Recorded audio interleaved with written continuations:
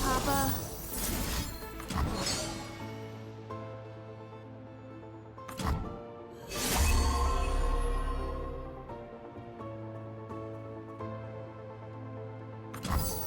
This way!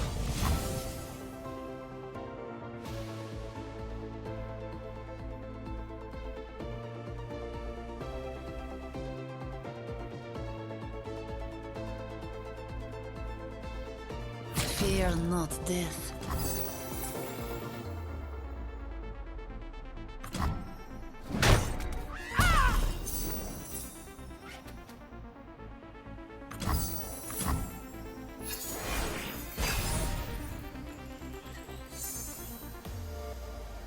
Forgive me.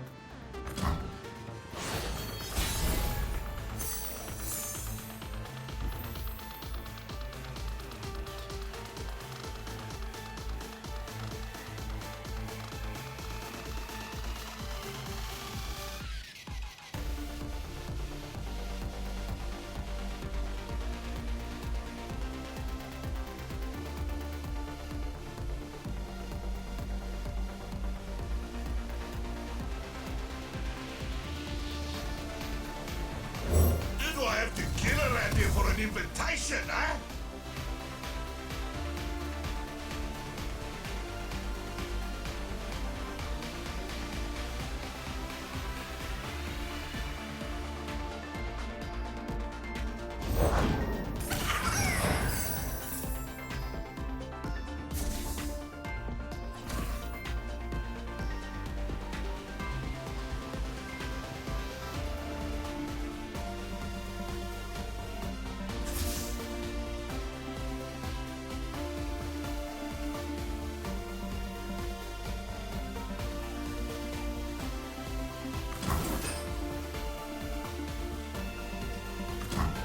Got a little Bilgewater special for you.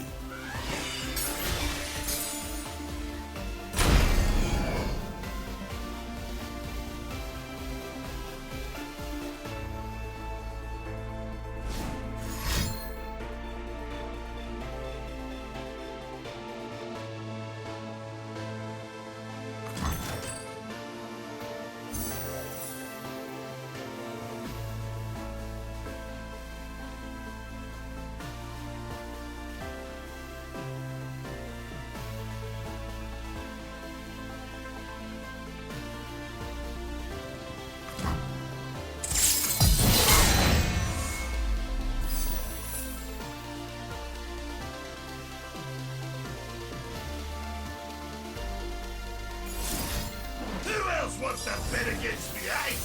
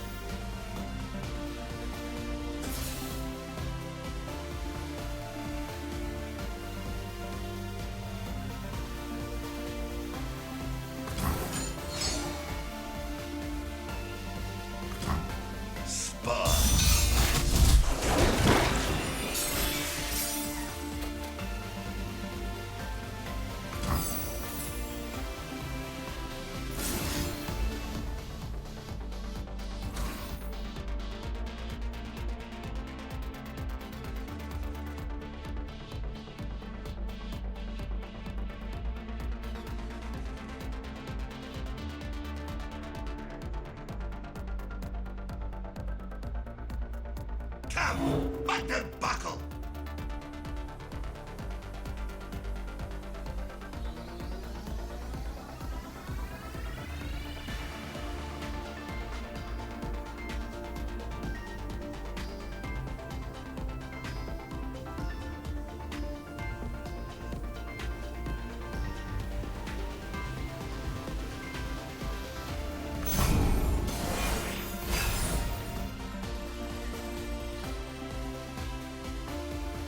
Whatever the cost.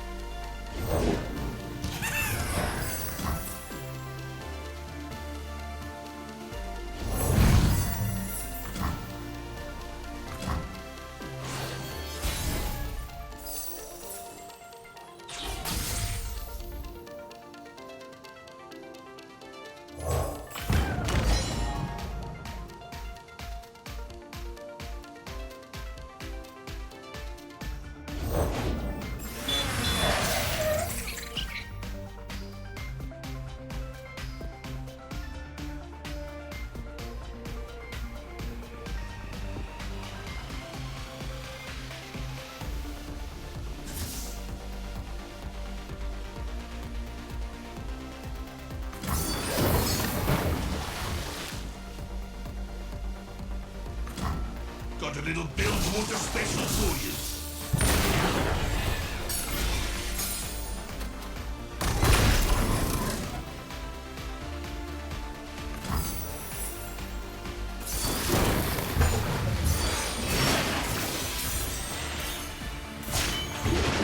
That just makes the fighting sweeter!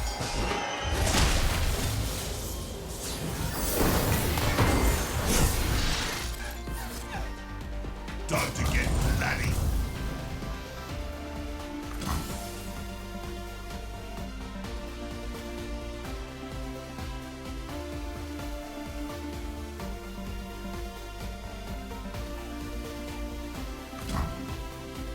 Haven't hit you with my good arm yet.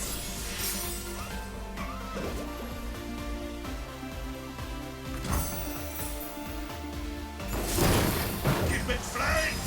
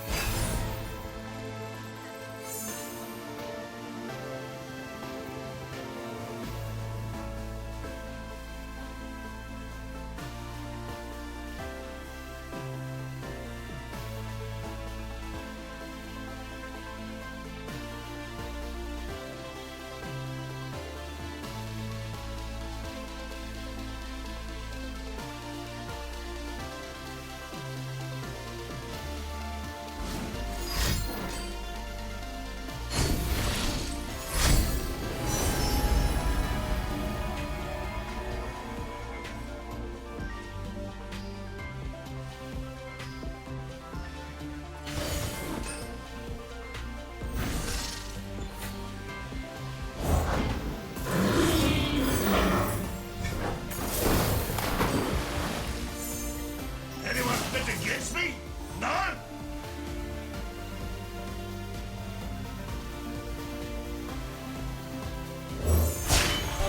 I hear you, son. Now you're about to hear me. The crowd writes the songs. I just sing them.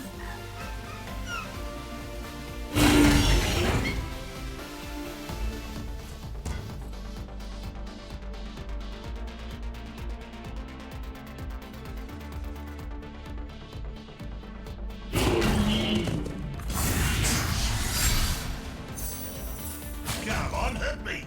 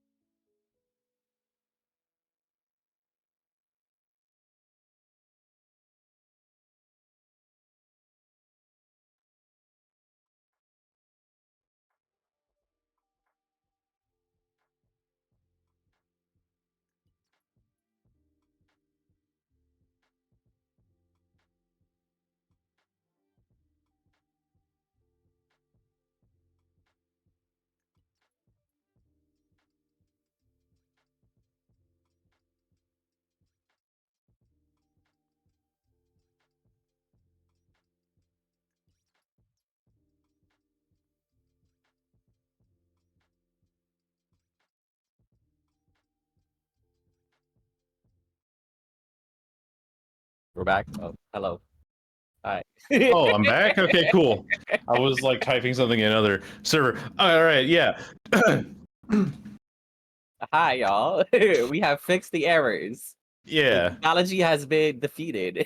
You can hear our voices now, but you also Oh, saw okay. that scintillating game of Dubecco against Eller Senior, and me just losing my mind over Dubecco not pulling the keg on the overall turn. But it's okay. You know what? It's fine. I think like in order for Dubecco to have played out at the end of that game there, what I really saw was you have a spell shield unit that has overwhelm that's hitting for 7, your opponent's on 6 HP. Pull the keg, because if they consume the keg, you hit him for the overwhelm guaranteed. Oh.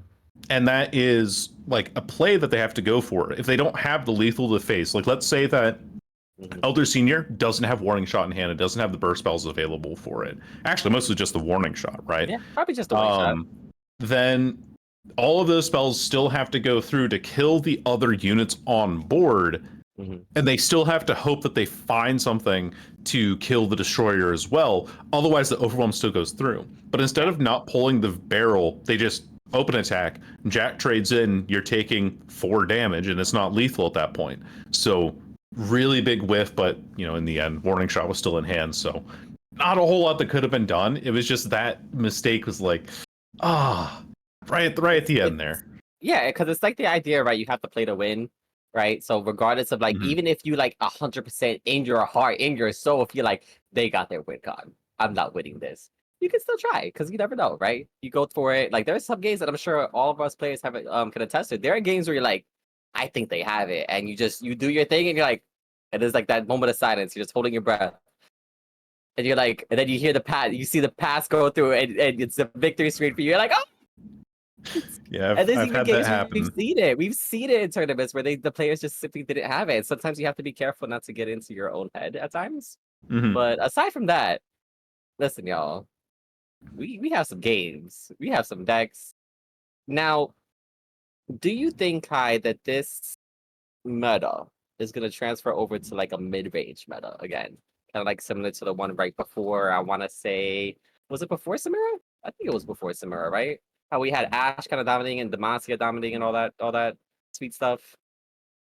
Yeah, well, Samira came out, and then they had Eternal format, pretty close to it overall. And Samira Seraphine then kind of dominated with the Plaza Guardians list, was the main thing that we saw just about everywhere. But I think so, because the thing that really changes up metas, and the thing that adjusts it are, of course, balance changes to whatever key cards are in a bunch of different decks, but it's also the variety set. And I gotta say, the variety set for this patch, not good. The champions, quite simply put, just aren't good enough to make the kind of impact that we're hoping that they would to try and swap up that meta. Like, Nidalee is not a good counter to Ash LeBlanc, for example. It's not great against Aatrox. So I think that we're still going to be seeing a lot of the similar meta that we've seen before, maybe with a couple of different flavors in it, but a lot of what we saw a couple of months ago, once again. It makes sense. It makes sense. And at the top of the list, right? Because we had spoke about earlier how Heimerdinger Chase tends to be really up there, and anytime a new patch comes out, people kind of gravitate toward that deck. It's a patrol deck, it's comfy, it has some really good cards in it. Let's play it, right? We can rock with it. But another deck that has been shown to be within the top 3 is this Alawi Swain deck that we see SS Danwind on, right? And I've been playing this deck. I climbed to Masters with this deck. I absolutely love it. It feels like a control deck. It feels like a mid-range deck, right? You have that really nice Swain Leviathan lockdown that you need against maybe other mid-range decks.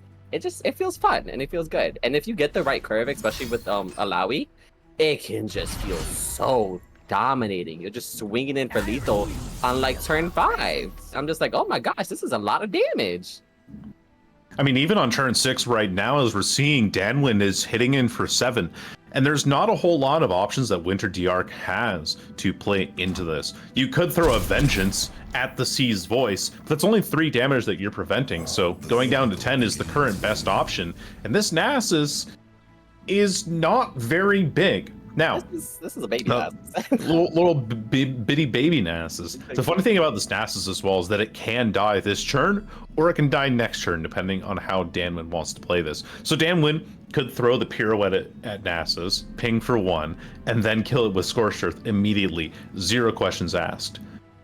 That is so potent of an It is. option. I feel like it's an option that you have to make now, though, right? Because we know priority is going to go over to Winter Arc, and Winter Arc has 2 choices, right? We can decide to go with a Castigate, get 3 more procs into Nasus, or we can go for the Siphoning Strike to hit either the 3/3 or the 4/4. So and given that the heavy metal and the pirouette are both slow, maybe it doesn't really matter as much, right? Because we're still gonna have to pass priority over to Danwind, so we get to play pirouette or the other one, and then we get to play Scorched Earth. So I think this is a tricky scenario for Wizard the Arc, especially against this deck in particular, right? Because not only do we have access to Scorched Earth, we have access to Disintegrate if this is the list that runs it. And that's just like kind of hard, especially if you're running a deck that only has like 1 unit on board at a time, right? That's kind of like the struggle anytime you're fighting a broad main is like broad main versus mid range, right? They're removing everything once broad main's on the board. It's like, ooh, I kind of like can't do anything. And here comes the exact play that I was thinking of. I'm looking at Winter D-Arc's list. I was surprised that Danwind didn't go for that immediately and allowed the Nasus to play the Halberd. Might have just been trying to play for a bit more value overall. But Nasus Senna is the combination of champions in this deck specifically. And there is no... What's the card that I'm thinking of? Missed Call, for example, in this list. So no possibility of bringing Nasus back. And I guess it makes sense if you're running 3x Castigate. You don't exactly want to be running Missed Call. Second Nasus will hit board. This one will also not be sticking around. Because, again, heavy metal and to the top deck Scorched Earth. So. Oh, gosh. I mean, you can even go as far as freaking just doing the broad main and calling it a day. I mean, like, this 5/5, like, we can take 5. Not really doing anything to us. If we wanted to, we can even block 3/3. Now, I would assume that we're going to put the Halberd onto Nasus again. Not before combat, I don't think. You want to trade this Undying down, if you can. I'm surprised that Winter... Well, I guess it wouldn't work that way, huh? Are we running the 9 in Winter's deck? We're running 2. Two rights okay. in negation. We do use the Halberd. Wow, okay. Makes it an 8/8. I find that surprising, considering... Oh, there goes the Halberd. Heavy metal. So uh-oh. I'm forgetting the name. Tarosh. I knew it started with a T. No Tarosh late game. This Nasus goes down. Danwind hits for 8 on the next turn. And the reason why I was a little bit apprehensive about the Undying not swinging in there is because either you kill the Sea's Voice, or you bring this tentacle down to 1 HP and you can use Undergrowth to kill it. And then heal yourself up for 2. So preventing that Alawi level up, preventing that overwhelm damage from the tentacle here. But even better, I think Danwind is going for an even smarter play than I realized initially. Gonna give the tentacle overwhelm, it becomes a 6 attack unit. Alawi's hitting you for 8. You block the tentacle with Nasus because that is where one of your largest blocks come through. You're blocking 4 damage or you're blocking 3, depending on how things go. And it's a Vengeance being thrown at the tentacle. I mean, I understand because you want to, like, it's the tentacle that makes Alawi strong, and unless she's leveled up, like, she doesn't really do as much. But even then, we're going down on 2. We know that this deck has ways to ping the Nexus. This is spooky. There goes the Scorched Earth, okay. Deny check, no deny.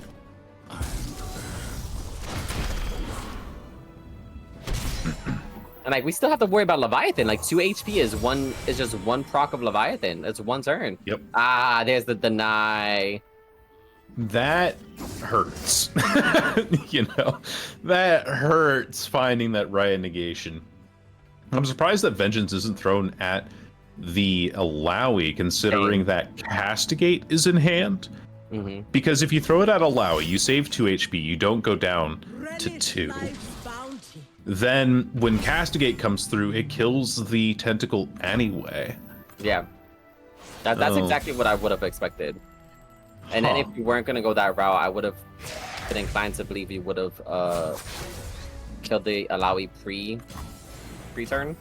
But like now we're in a sticky situation because now we know we have Leviathan mana, and there it is. Oh. Mind you, we're gonna kill everything, but now Alawi just kills us on the open swing because like, we have no way to deal with it. What, 7, 8, 9, 10, 11? We have 11. So we're gonna have to do... No, we can kill Alawi. We can still kill Alawi. How? We have to do... What the hell is this card? Yeah, there we go. Crumble, there you go. Crumble. Okay. We do Crumble here, kill Alawi, and then we do Cascade, kill all these units. Now, mind you, it's not gonna matter because Danwind does have Mariah Warden, right? Mariah Warden's gonna come down, already dealing 2 damage herself. She's gonna summon another unit. I think Undergrowth still keeps Winter Diarch alive I think on so, this too. drop. Oh, it's an ephemeral! Oh, it's we a get to live! Okay, we get to live, we get to live. Oh, it's a whiff. Still spooky, but we get to live. Oh, and we have Vengeance. And Winter is living on a prayer, and that prayer is, please, RNGesus, give me the top decks. Ooh, okay. So we definitely need to try to swing with as many units as possible. We don't really have the mana to play too many units, right? We can what? We can play Alawi and Swain. Oh, we're just going for it. Okay.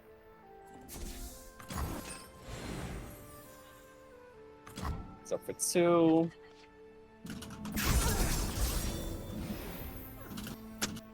Back up to 4. Do you eradicate this? That's a very funny idea. That's... Because, I mean, your opponent's already attacked. You don't want them to get any more tentacles, right?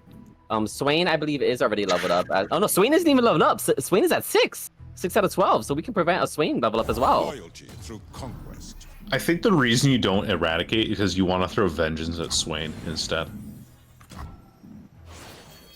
Well, no, Eradicate doesn't... I don't know what Eradication does either. Kill all units with 3 or less power. Yeah, so if No, we if actually killed everything. I'm so lost. Nasus Senna is such a... Oh my gosh. Are we it's such waiting? a bizarre... Okay, We're here we go. waiting Okay. to get the value. Yeah, to get the value. Nasus Swain is such... What? Here's the thing, I think we can level up What am I playing with right now? Yeah, there we go. We can level up Swain right now. Here's the issue, right? And this saves the Swain. It's because now something's Right. damaged on board, but that's only because, right, we have 2. We're gonna have to deny. We have to deny this. But now it's a risk. Do we take a mana gem? Okay, good. We take a mana gem just to be on the safe side. I'm so sorry. I don't know. I'm out of it, man. I haven't done casting in like 3 weeks. It hasn't really been 3 weeks. It kind of has been, hasn't it? Well, because I was sick 1 week. Yes, that's true. It's true. Retired Sermon does work Okay. out pretty well here. This is okay though, right? We have a blocker, unless Danwind decides to play Broadmain onto the 0/1 to get rid of it, or we top deck another blocker or a spell that can kill. Never mind, we have Leviathan. Witness truth.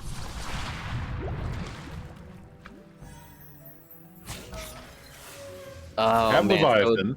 Have we need to- Vengeance. We It's need like- to top deck. Whew. Actually, I don't think there's anything we top deck to be Vengeance this right here. I think we're simply gonna have to we get 1 more turn. I'm surprised we didn't go for the draw. But I guess it doesn't matter. You can just draw on the 5/5 and it's okay. It's safer. We don't have to worry about any pings. Soul Harvest, Hate Spike. Okay. This has just gotten very, very Third Swain is drawn. Because the other one was denied, so it didn't shuffle a Swain back. correct. Yes. Oh, Tarush.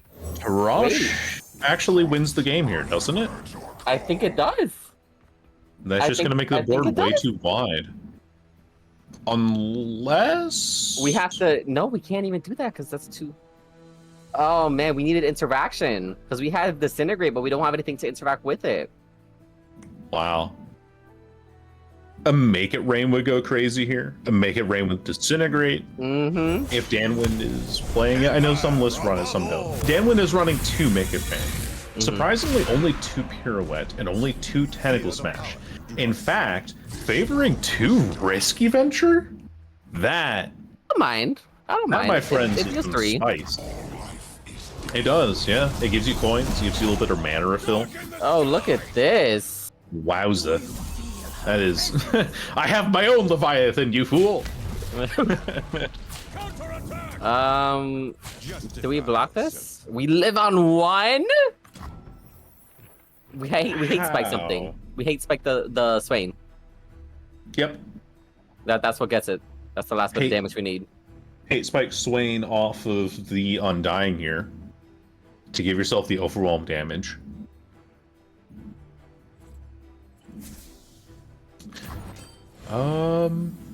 Wait! Wait! Huh? Wait! We have lethal!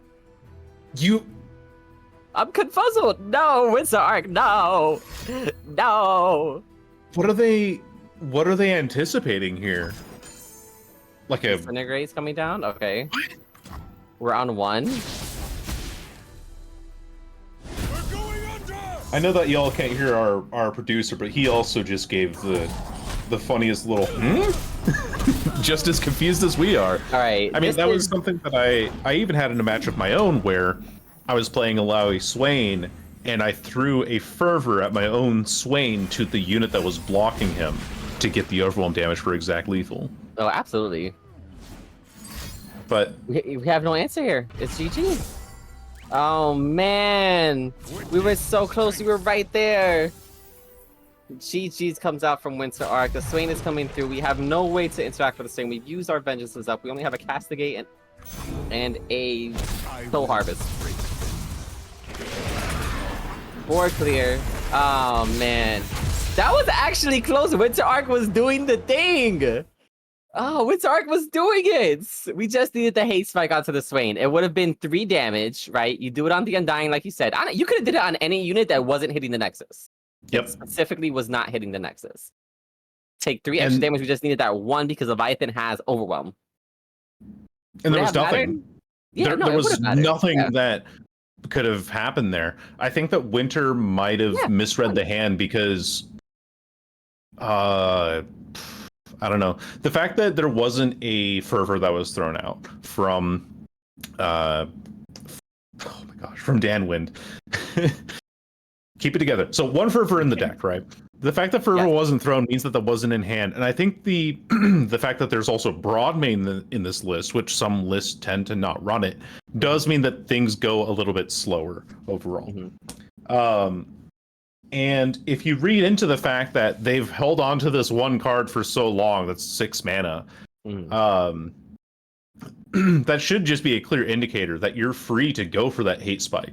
I genuinely do not know what in the Alawi Swain deck could have even possibly answered trying to throw a hate spike at your own unit, because even if, yes, we do lose the hit, we lose the Undying to the hit to then punch into the overwhelm damage. It doesn't matter because you're still hitting for overwhelm damage. You're still punching through the health bar to try and get that 1 extra point that you need for lethal. Yeah. And it was ignored. Like That the only is bizarre. The only fast spells that we have is Noxian Forever and Make It Rain. That ping, I should say. Like things that can actually ping. It's Make It Rain, Noxian Forever. Everything else is slow speed. So in that moment, the only thing that would have technically had stopped us would have been Make It Rain with Disintegration. But with all those units on board, right, there's a low chance that Make It Rain is going to hit the unit that it's actually, or I should say a lower chance that it's going to hit the unit that it needs to hit, which in that case was Leviathan. I just did the math, right? Leviathan's hitting for 5. Not Alawi. Freaking Swain has 7 HP, right? Hate Spike deals 3. That brings Swain down to 4. That one extra overwhelm damage from Leviathan would have went through, and been that one that you needed. It was just that one single damage point you needed. Oh man, it's Always check the eye. Always check the eye. Always check the eye.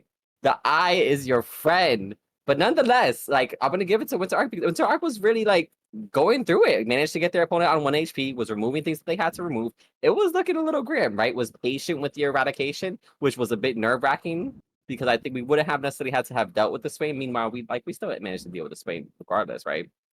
But oh my gosh, managed to get rid of the Leviathans. Like we were holding out. We were trying to really win that match. But I think that at that point, that's like game 3. Talk about to the wire. GG's to both players though. Game 3, both players on 1 HP at the last round is like, oh, man.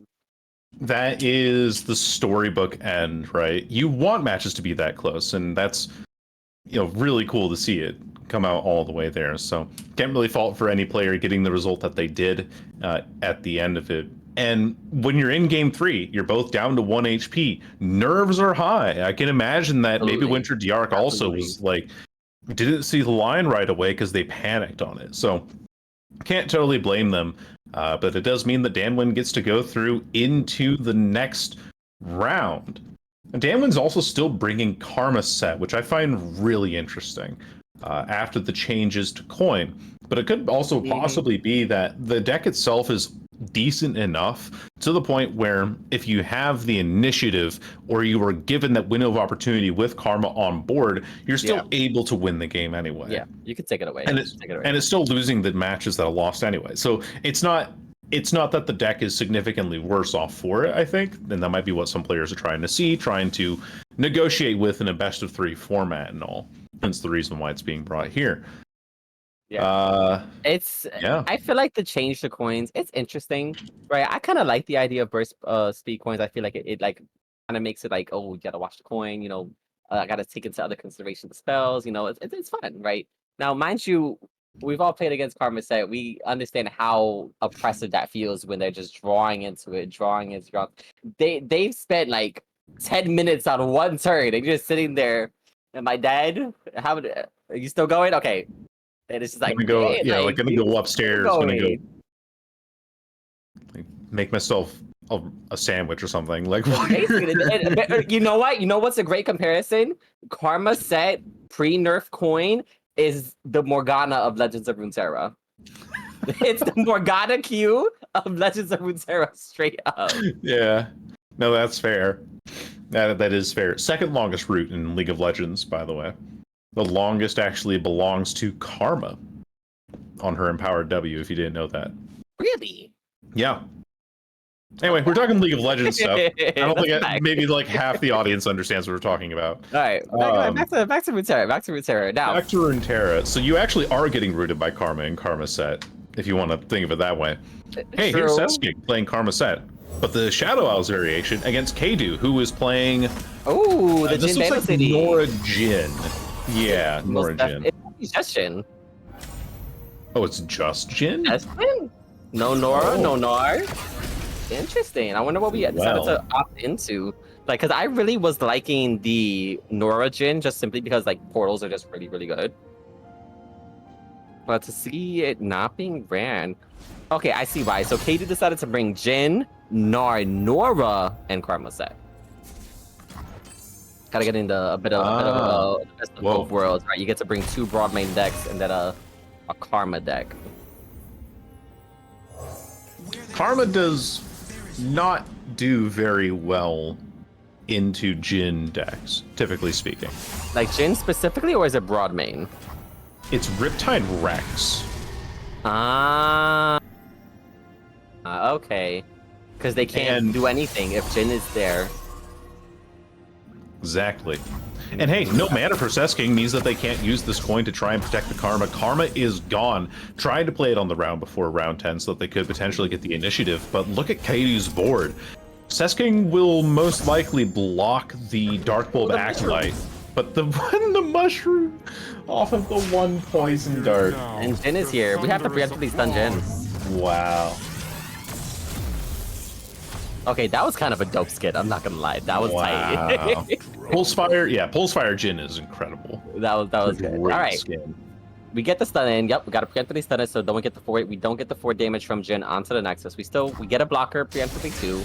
At max, we can take 3 and be kind of sort of okay.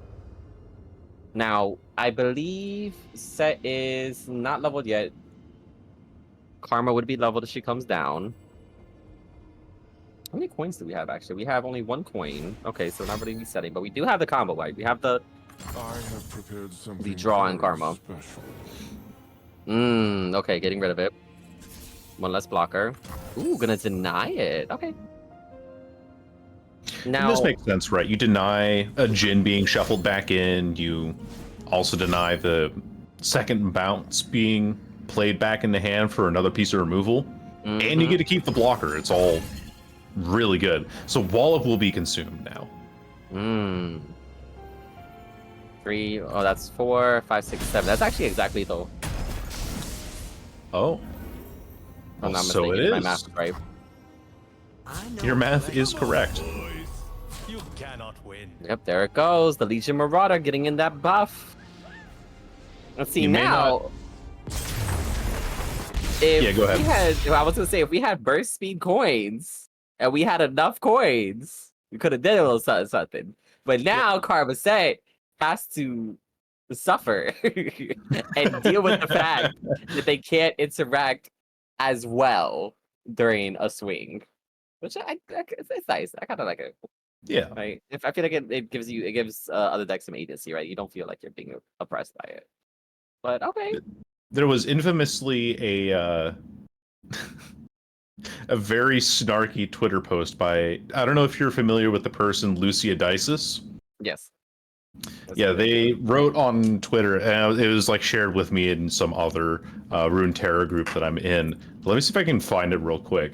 Where they were talking about how Ionia has uninteractive combos. Let me go look for this real quick. Ionia players when the best deck in the format is an uninteractive combo deck that just wins if they draw well, like Focus 3-mana Supercharge into Second Skin. Oh man, this is the worst thing ever. Please delete this riot. Ionia players when it's the same thing but in Ionia and it gets nerfed and they have the chopper from One Piece crying about the One Piece is real. And then follows up on the tweets with, I hate to tell you this, but if your deck becomes bad because now it has real windows of interaction against its win con, maybe it shouldn't have been good in the first place. Like, damn, I mean, those are words that have been said. we come in for Karma, coming for their necks. Karma Set players. Listen.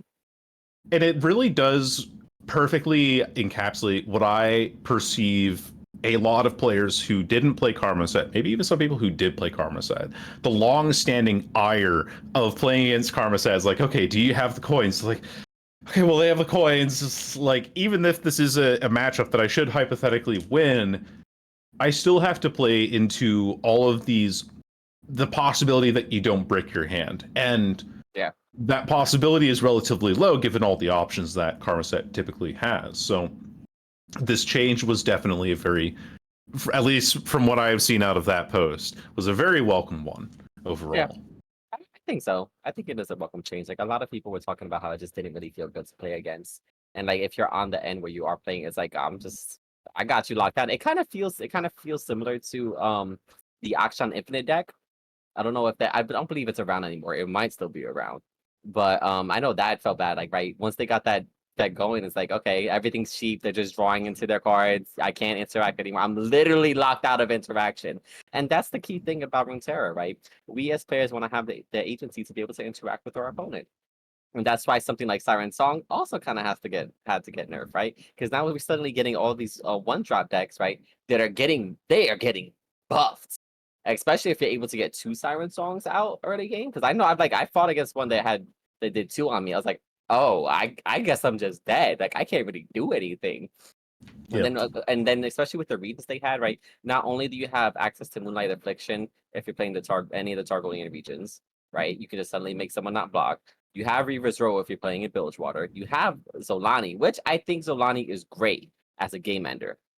Wonderful, right? I think a game ender should exist in the game. The moment they come down, you should be like, yes, I have this. I can win the game, right?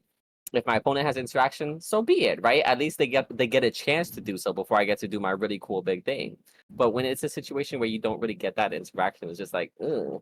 Or if it's kind of like feels like you're just getting run over, because we saw how Siren Song dominated the meta. You mentioned it earlier, right? Literally, if you looked at any tier list, first 5 decks, at least 4 of them have Siren Song in them. Maybe one outlier didn't. It was a strong card.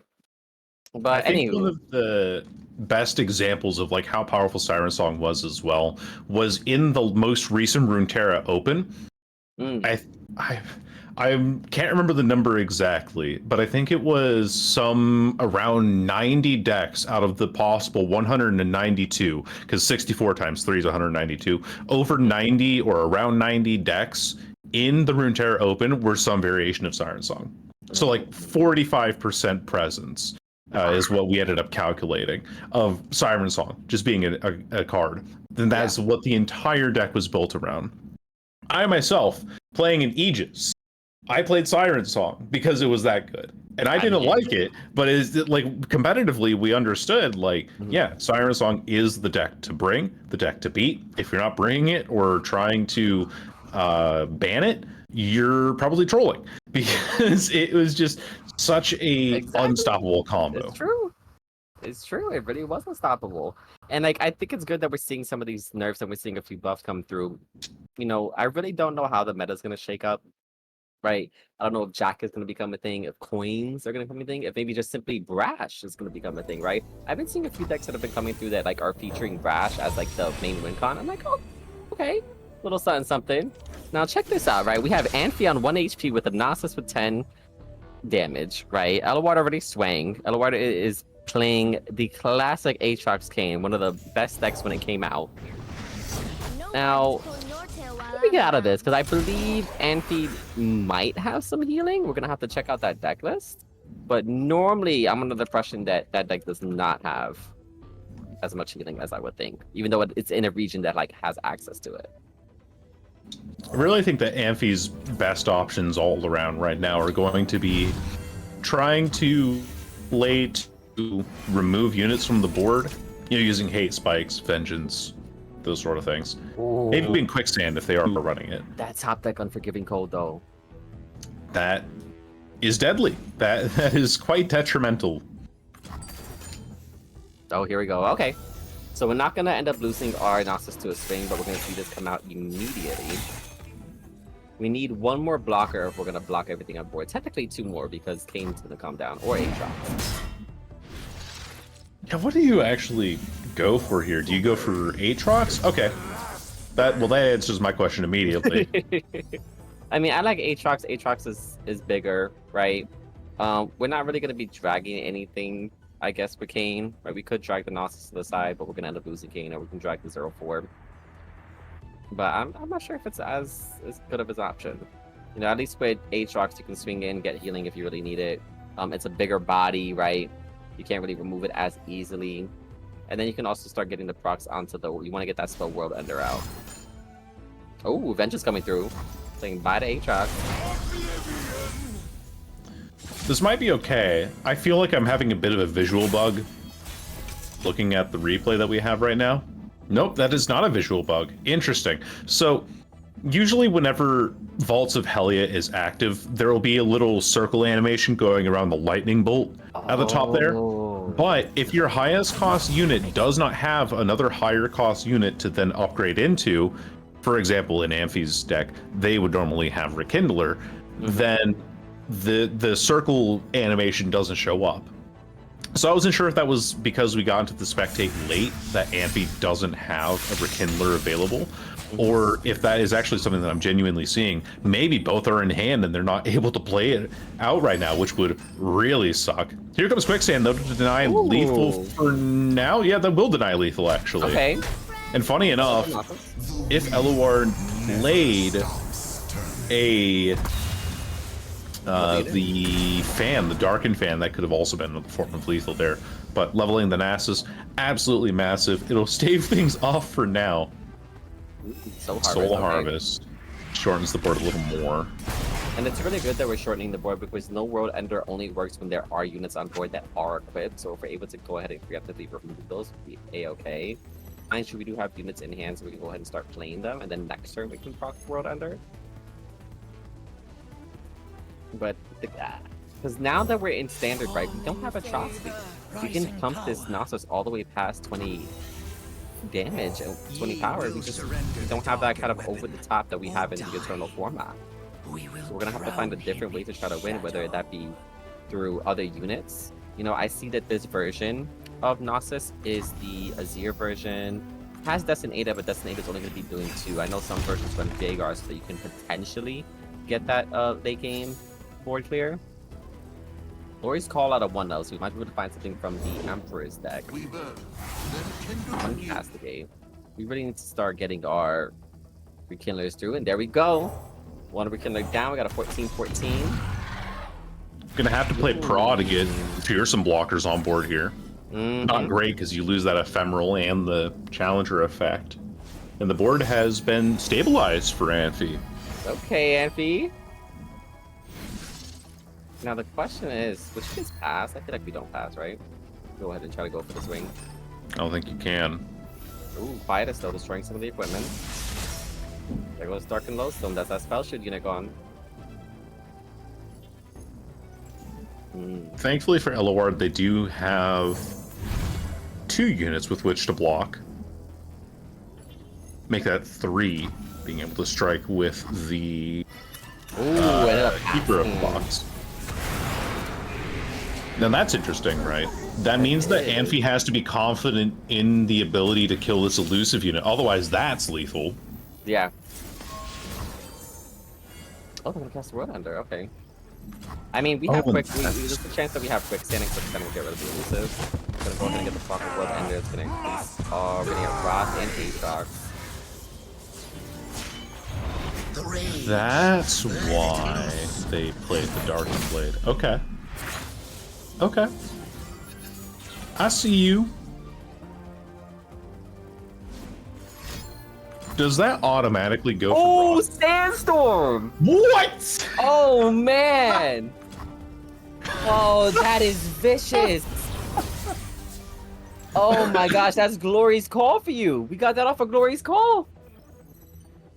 Wow, if there was ever a card that you wanted to get off it, that was the one.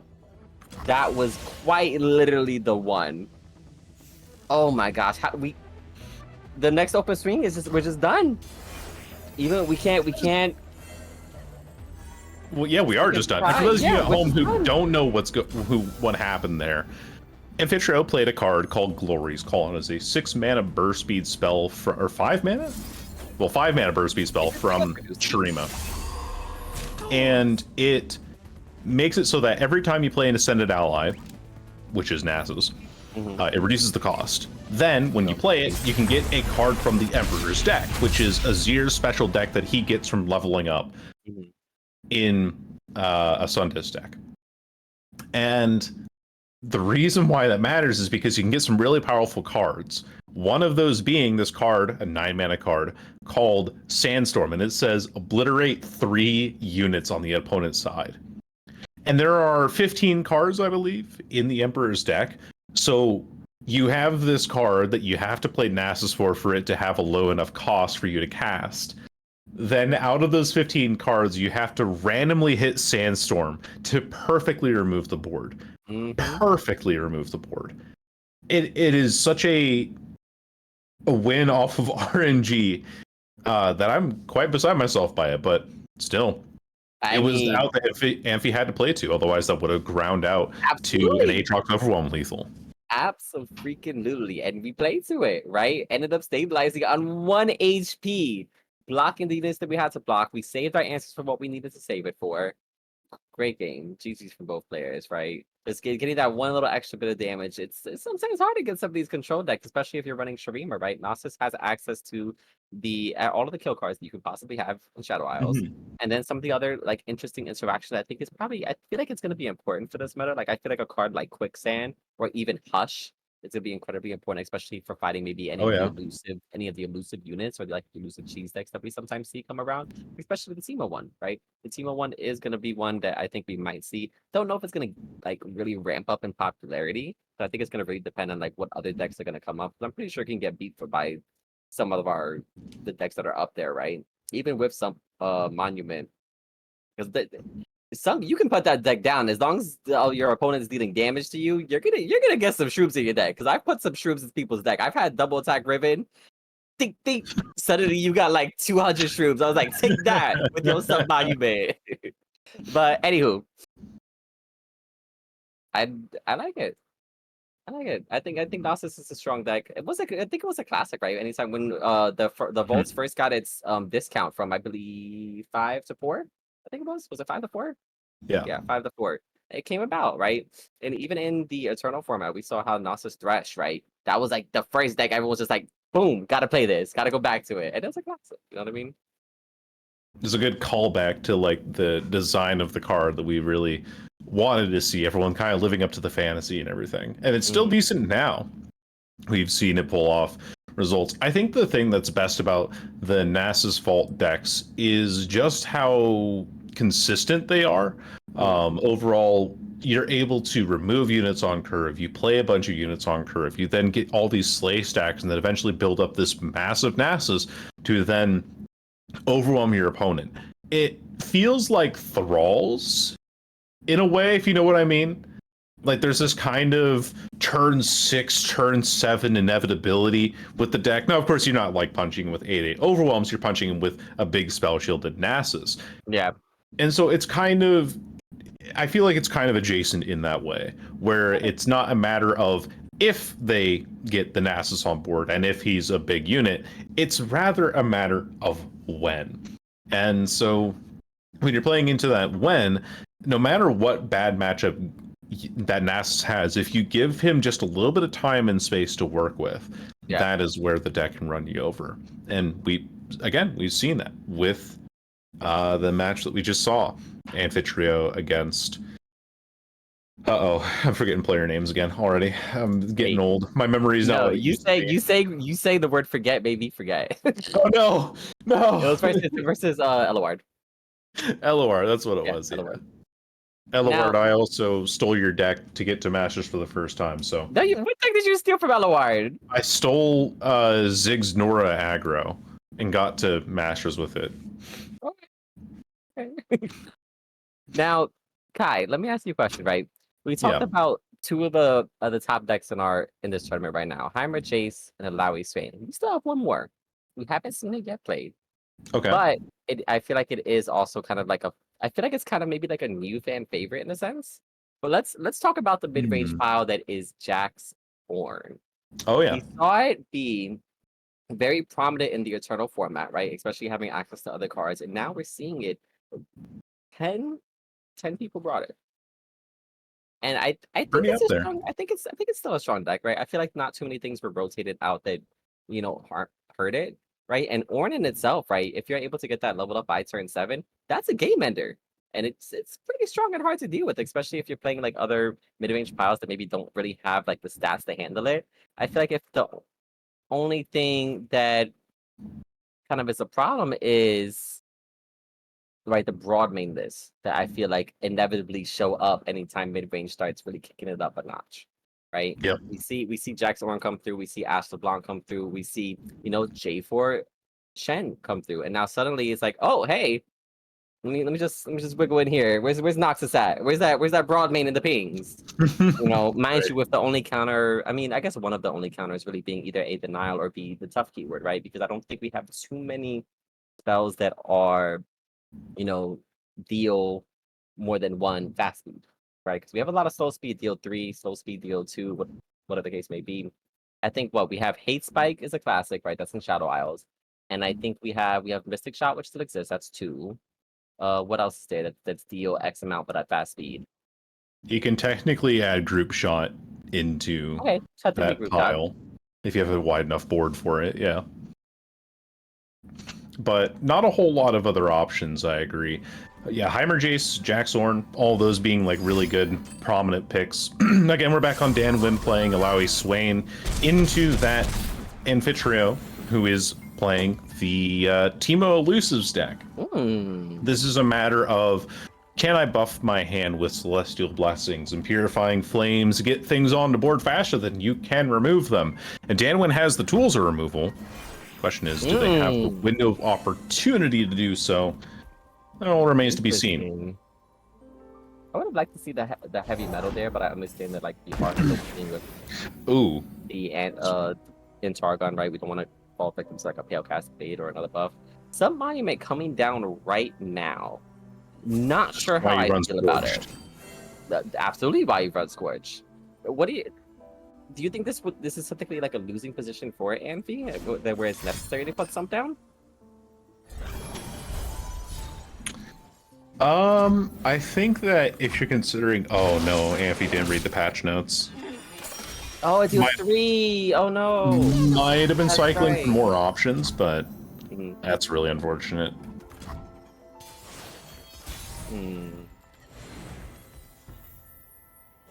Stand. Because like I feel like in this matchup, right? Because I played it quite a few times. I love it when they put Subworks down.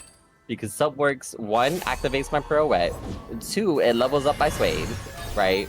Right. I'm having a ball, especially if I have Swade on field and leveled, because you can consistently level Swain by turn 5, and now suddenly I'm studying your units because of the sub-monument that you have on your field. Sometimes I don't even want to get rid of it. I'm just like, yeah, keep it. It's all right. And I think The other hilarious thing about it is Yeah. that because you're not dealing damage because it's all converted into shrooms, this Mhm. Alawi doesn't get any progress on this swing. Oh, you're right. So the only way to learned that level the her hard way. would be you learned it the hard way. I sure did. Why? I was like, yeah, my Alawi's Within 1 the off of city. damage. My tentacle's like some 8. I don't know how big it was. It was like a 8 damage tentacle, and yeah, no, this damage doesn't go through because it's converted into shrooms for Amphi to draw, and therefore allow it to not get any progress. So basically, in this situation where Subworks is down, you need to have Tentacle Smash in order to level up Alawi. Correct. Or your opponent has to block your Alawi to prevent shrooms from being planted, but that's not the game plan for Amphi. The game plan for Amphi is to go just delay the game, prevent as many blocks as possible. Look, we didn't even draw a shroom there, but prevent as many blocks as possible so that you can do things like this. Look at Purifying Flames. Look how big this squirrel is on this thing. This is ridiculous. It's going to be a 6 attack unit. You're going to be getting hit for 9 on this turn. Sure, you may have a large amount of units for Danwind, but you don't have any guarantees when there's a monument on the board. Listen, Soul Squirrel got some competition with Acorn. Soul Squirrel's still standard, let me tell you. It sure is. Now, I mean, here's the thing. We can, like, given that we passed in priority, Danwind can go ahead and damage one of these units, whether it be with heavy metal or it be with parlay.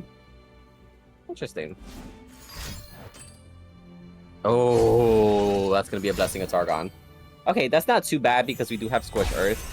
But, like, the Scorched Earth we really want to use with Sub-Monument. But, like, this is also a lot of damage that we're taking. 12? No, 13. Yep. Scorched is played on the unit instead of the monument. Maybe I Danwind mean, has faith that the shroom draws will be too much eventually, because we are playing 1. Tentacle Smash, Tentacle okay. Smash is very nice. Leviathan. We are playing 1 Eye of Nakakiboros. Oh, are we? Just Tentacle. Oh, well, we're playing 1 for that, playing a second one probably this turn as well. And hey, there's 2 more shrooms drawn. Again, just showing off the downfall. Like you said, oh, it activates my plunder. Thank you very much. Why am I so silly? I heard you say I have Nakakiboros, and I thought you meant the 8-drop. Oh, not so silly. Nakakiboros Not me herself. play this deck regularly and be like, yeah, No, that's no, the no, 8-drop. Oh, no, that's a draw. Look at these shrooms. Oh, Whew. For a minute there, I was also thinking that Danwind might have been holding Scorched Earth for this open attack, because then that forces the blocks, right? That forces the Alawi damage through, and it is absolutely lethal if it's not getting blocked by if you're not blocking the tentacle ahead of time. another one? Ooh, another tentacle. Oh, we're gonna hush. Okay. Right, because it 2 goes mana down. hush. So you have to throw out Disintegrate here. 2 mana Hush, yeah. That's another buff for Targonian Telstones. I think the card is quite good. Yeah, it's strong. Remember when Ionian Telstones was the best one? With health pot? Health Pot and Hoko. Like, Really nice. yeah. All right. Good Got a little bit 3. of out of combat damage. Gives Alawi a little bit of leveling. Oh, We 6. got 6. We top decked yet another Disintegrate and Heavy Metal. Danwind has to play this patiently. Because right now, man. only taking 4 damage, that would not be lethal unless Anfi has some burn. And I don't believe this list is very high on burn from what I recall. If I double check the Teemo list and not eat my words, it'd be great. Yeah. The only form of burn that Danwind has is 3 copies of Mystic Shot. So these last 2 cards that Anfitriao has would have to exactly be 2 copies of Mystic Shot, and they top deck the next one, provided that they don't die to shrooms on this next turn, because they drew 6 in the opener on last turn. So there's 8 more shuffled in before the card is drawn. A Chime, accompanied by 3, okay. shrooms. I mean, Leviathan doesn't kill us, but like we're definitely dying to shrooms. Without a doubt, we're dying to shrooms. Here's Swain. Victory awaits. Now the Swain, I don't think I've seen this interaction. The Swain's passive proc still The power do not see. with some monument on field. Yeah, because it's out of combat damage, because the Sump Monument shrooms count as your own shrooms. Hey, by the way, more shrooms. Bonk. So that gets the stun off there, as you saw at the very end. The way that Sump Monument is worded is that it is your opponent planting shrooms in your deck. So it counts as your opponent's damage. And therefore, because it's an out of combat damage, the mushrooms hitting face count for Swain's damage level up, which is very funny. Reminds me of the old Teemo Swain list back in the day. You know, before Broadmain was the thing, and that was the kind of Bandle Noxus control style that you went for. I'm old, Really was a thing. and I'm trying to like think of it. I was like, yeah, that was a thing. That was a thing. And then Nora came out, and then Swain Nora was more normal for a while. And portals. I can't deny how good portals are, especially with the new unit. I think the Portal Scholar that gives Portal Scholar, yeah. created allies. It gives it 1 impact. That impact really comes through. Like sometimes you get a swing in and you're dealing 6 damage guaranteed. You know, maybe like 5, because not everything has impact, but you can do a little something with Portal. It's Overwhelm Light. I like to think of it that way. True, it really is Overwhelm Light. Overwhelm Light. Silly. Now, while we take a look at the next match, do you think? Because I feel like there was a card we didn't see in the patch, Kai, and I feel like it is a card people have been talking about, and that would be Champion Strength. Do you think it needs a nerf? Is it just one of those things that it's like, yes, this is a game-ending spell, and it should end the game when it does? Oh, man. My bias is say, yes, I hate Champion Strength. But at the same time, I feel like it's kind of the only strategy right now that Demacia has going for it, because everything else is just going larger and faster and has better draw. I think Champion Strength is what is necessary right now for Demacia to be able to close out matches early enough. It was one of the main ways that it was beating Siren Song with Fizz last patch and everything. So I think that Champion Strength in its current form needs to be... We need to like pump the brakes and wait a little bit before we call for nerfs on it. Yeah. But that being said, I can definitely see an argument for it being pushed to 10 mana. Just make it 1 turn later, you know? Just make it a little bit so that if other decks are trying to get to their late game, you're not automatically winning with a board of little cheap 1-cost units here and there. It's crazy to think that card used to be 8 mana. Absolutely insane value for that kind of mana. But yeah, no, absolutely. Now getting sidetracked. Checking out this game, we have Danwind versus Anfi. We're running the Teemo deck versus Jax Orin. Now, I see Sump Monument on field, meaning that we most likely played that on turn 3. I am not a fan of playing it that early. But I feel like now that, sure, you're not blocking, because you don't want to block, period, but I think it's okay to take that early game damage, especially if you have it in hand, because you don't want to start planting shrooms too early in your deck. Because if your opponent really starts racking up the damage like we saw last game, right, you can just start taking a massive amount of shroom damage that you really don't need to be taking. Oh yeah, No, I agree with you there.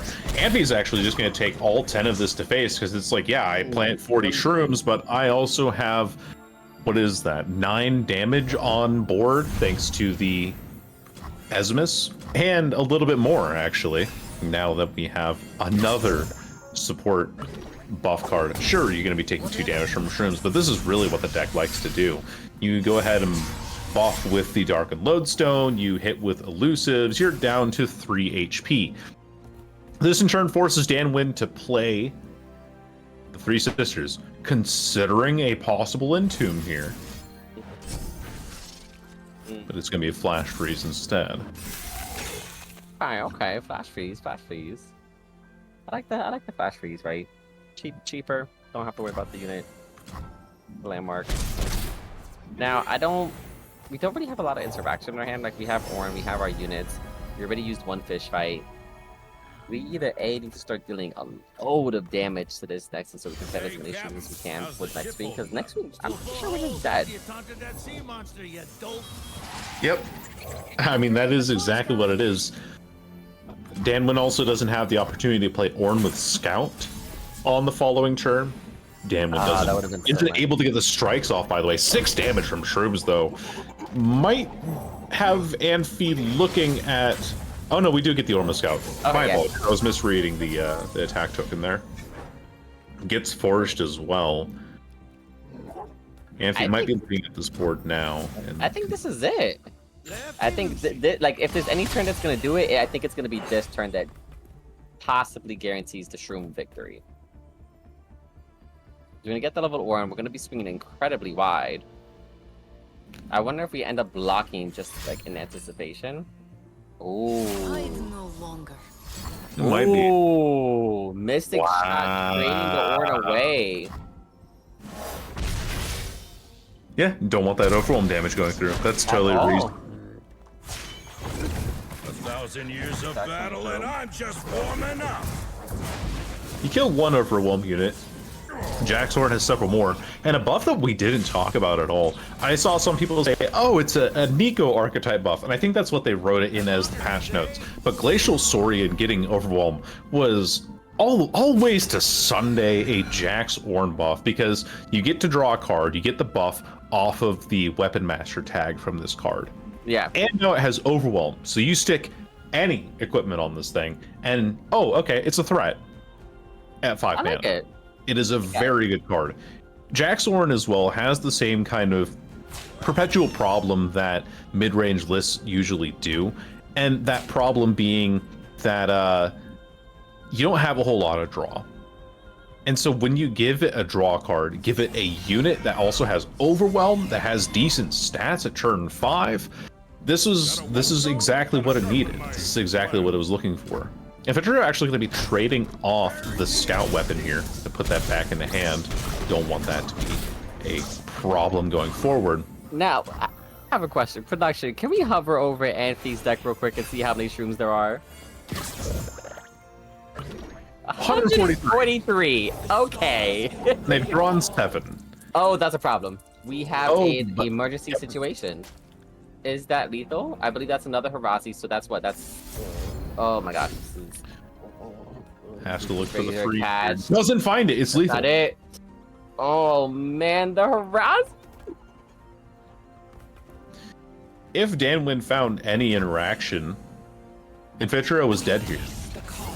But instead, oh man, you buff the unit to give it 8/8 and spell shield, so now it definitely can't be interacted with. And clap back for almost exactly lethal. And that is where the Sump Monument comes in handy. Hey, sometimes you might draw lethal, sometimes you might not.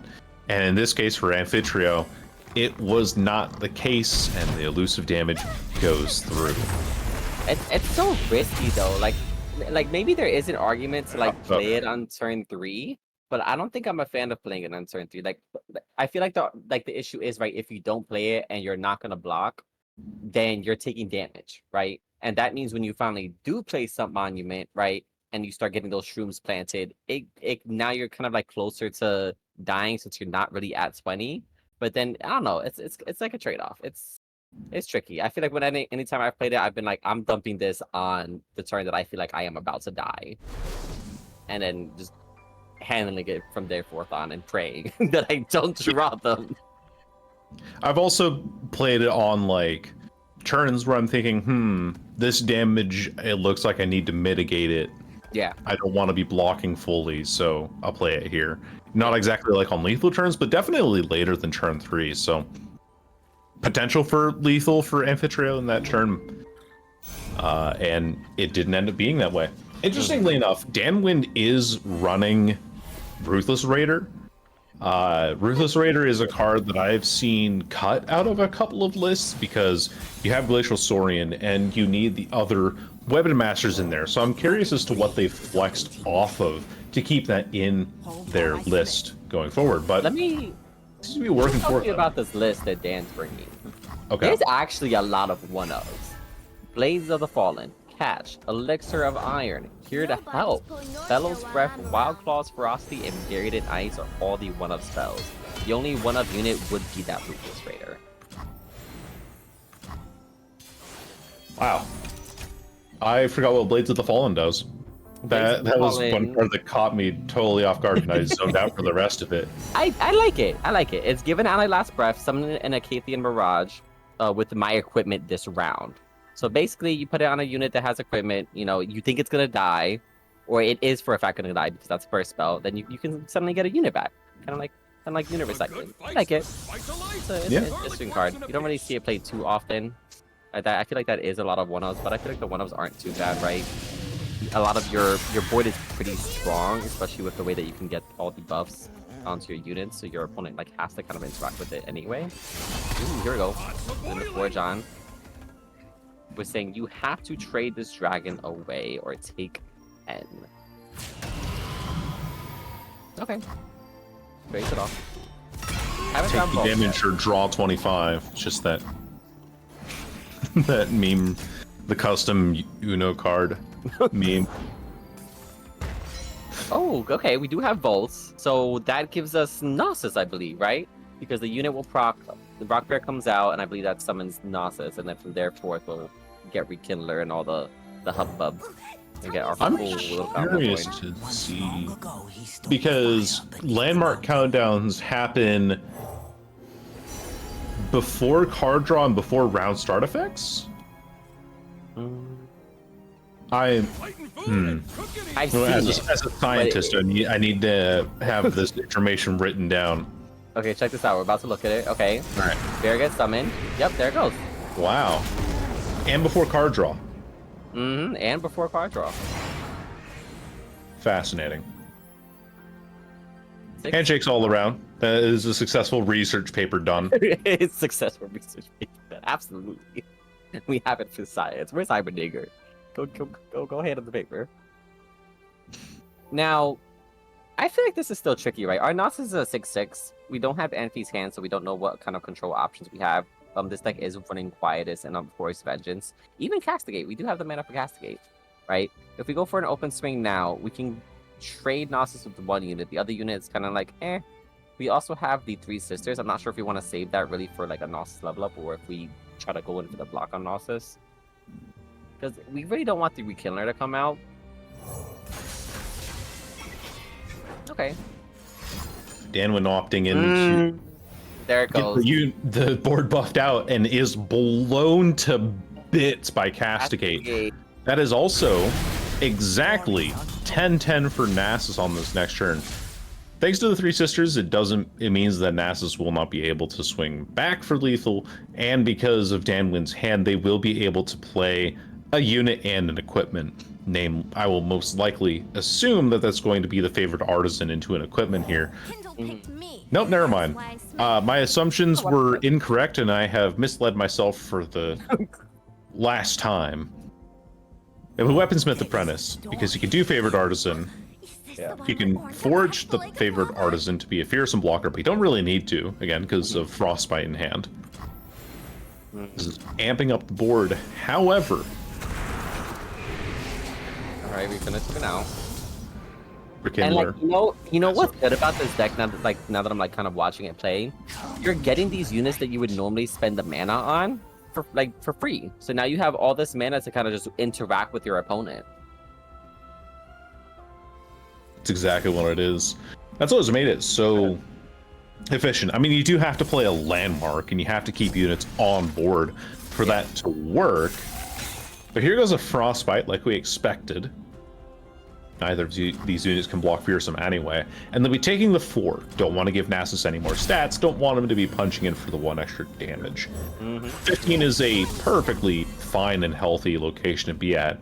And with Ornn coming down next turn, he'll also get the Overwhelm off of his favorite Artisan. However, I would be really scared to play Ornn into Nasus Vaults, especially when it's running Vengeance, and especially when they have 7 cards available. Yeah, it's so tough, right? Because you have to kind of play for it. What are we doing here? Shadow Wild Stone? Question mark? Oh, Spirit Journey. Okay. Wow, we're just gonna fill up our board. We're gonna kill the Rekindler. I believe that someone's Dustin Ada though. I'm not sure. Yeah, Dustin Ada comes down. Anfitriao. You've done it again. You've cooked us a gourmet meal. I like that. That was a good play. That was a good play. We still have, look, all this mana, 8, 9, 10, 11 mana to... Where's the Vengeance? Give it to me. You don't even need Vengeance. You just outright block. Okay, yeah, well. we can't outright block, but I understand not wanting, like, Ornn to level up, because you don't want to have to, like, deal with him again. It's a toughie, right? These Shadow Isles decks. Like, normally, at least, like, in my experience, like, some Shadow Isle decks have problems versus mid-range, right? Like, whether it be Darkness or even a Nivea, right? If it's really big, like, huge statted units, sometimes have some problems. But in this case, like, we're kind of just matching their stats with our own stats, because Nasus just infinitely healing. Wow, what a beautiful level of animation, too. I'm not a fan of playing Nasus decks myself, just because of how linear the game plan is. But I can't deny that the power that you must be feeling, that Anfitriao must be feeling right now, to have these like big, absolutely giant dogs on board with 17 attack. And then getting that extremely satisfying level up animation. And by the way, take another Vengeance. Get your win con out of here. Oh my gosh. That kind of playstyle just has to feel so good to play. You're like, yeah, what are you gonna do? Buried in Ice? Nasus has Spell Shield. We have Spell Shield. We can't even do anything. And we have no way to proc the Spell Shield either. All we have is equipment in hand. Oh, Bakai Rampage. Yeah. GG's, Danwind. GG's. Yeah. Rampaging Bakai is a weird card. And that's because Rampaging Bakai has the same problem that... What was the name of the card does? Conservator? The two-headed dog one that's like, if you've slain 13 blocks in the game, that one. That I can't remember the name of the. I'm nicknaming it D-Dog, Draw Dog. Draw Dog. Draw Dog. That's what that card is now moving forward. You know, fair enough. But it's production, so that's their new nickname. So we will now refer to production as Draw Dog.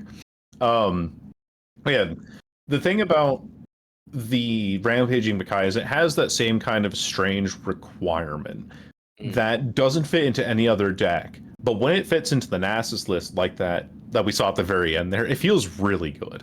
Because you go ahead and just, slay something off the board. Which also reminds me of another deck that got nerfed recently because of its champion, Kaisa. But I've seen some Kaisa lists running Camouflaged Horror, which is a card that, again, basically nobody ever sees.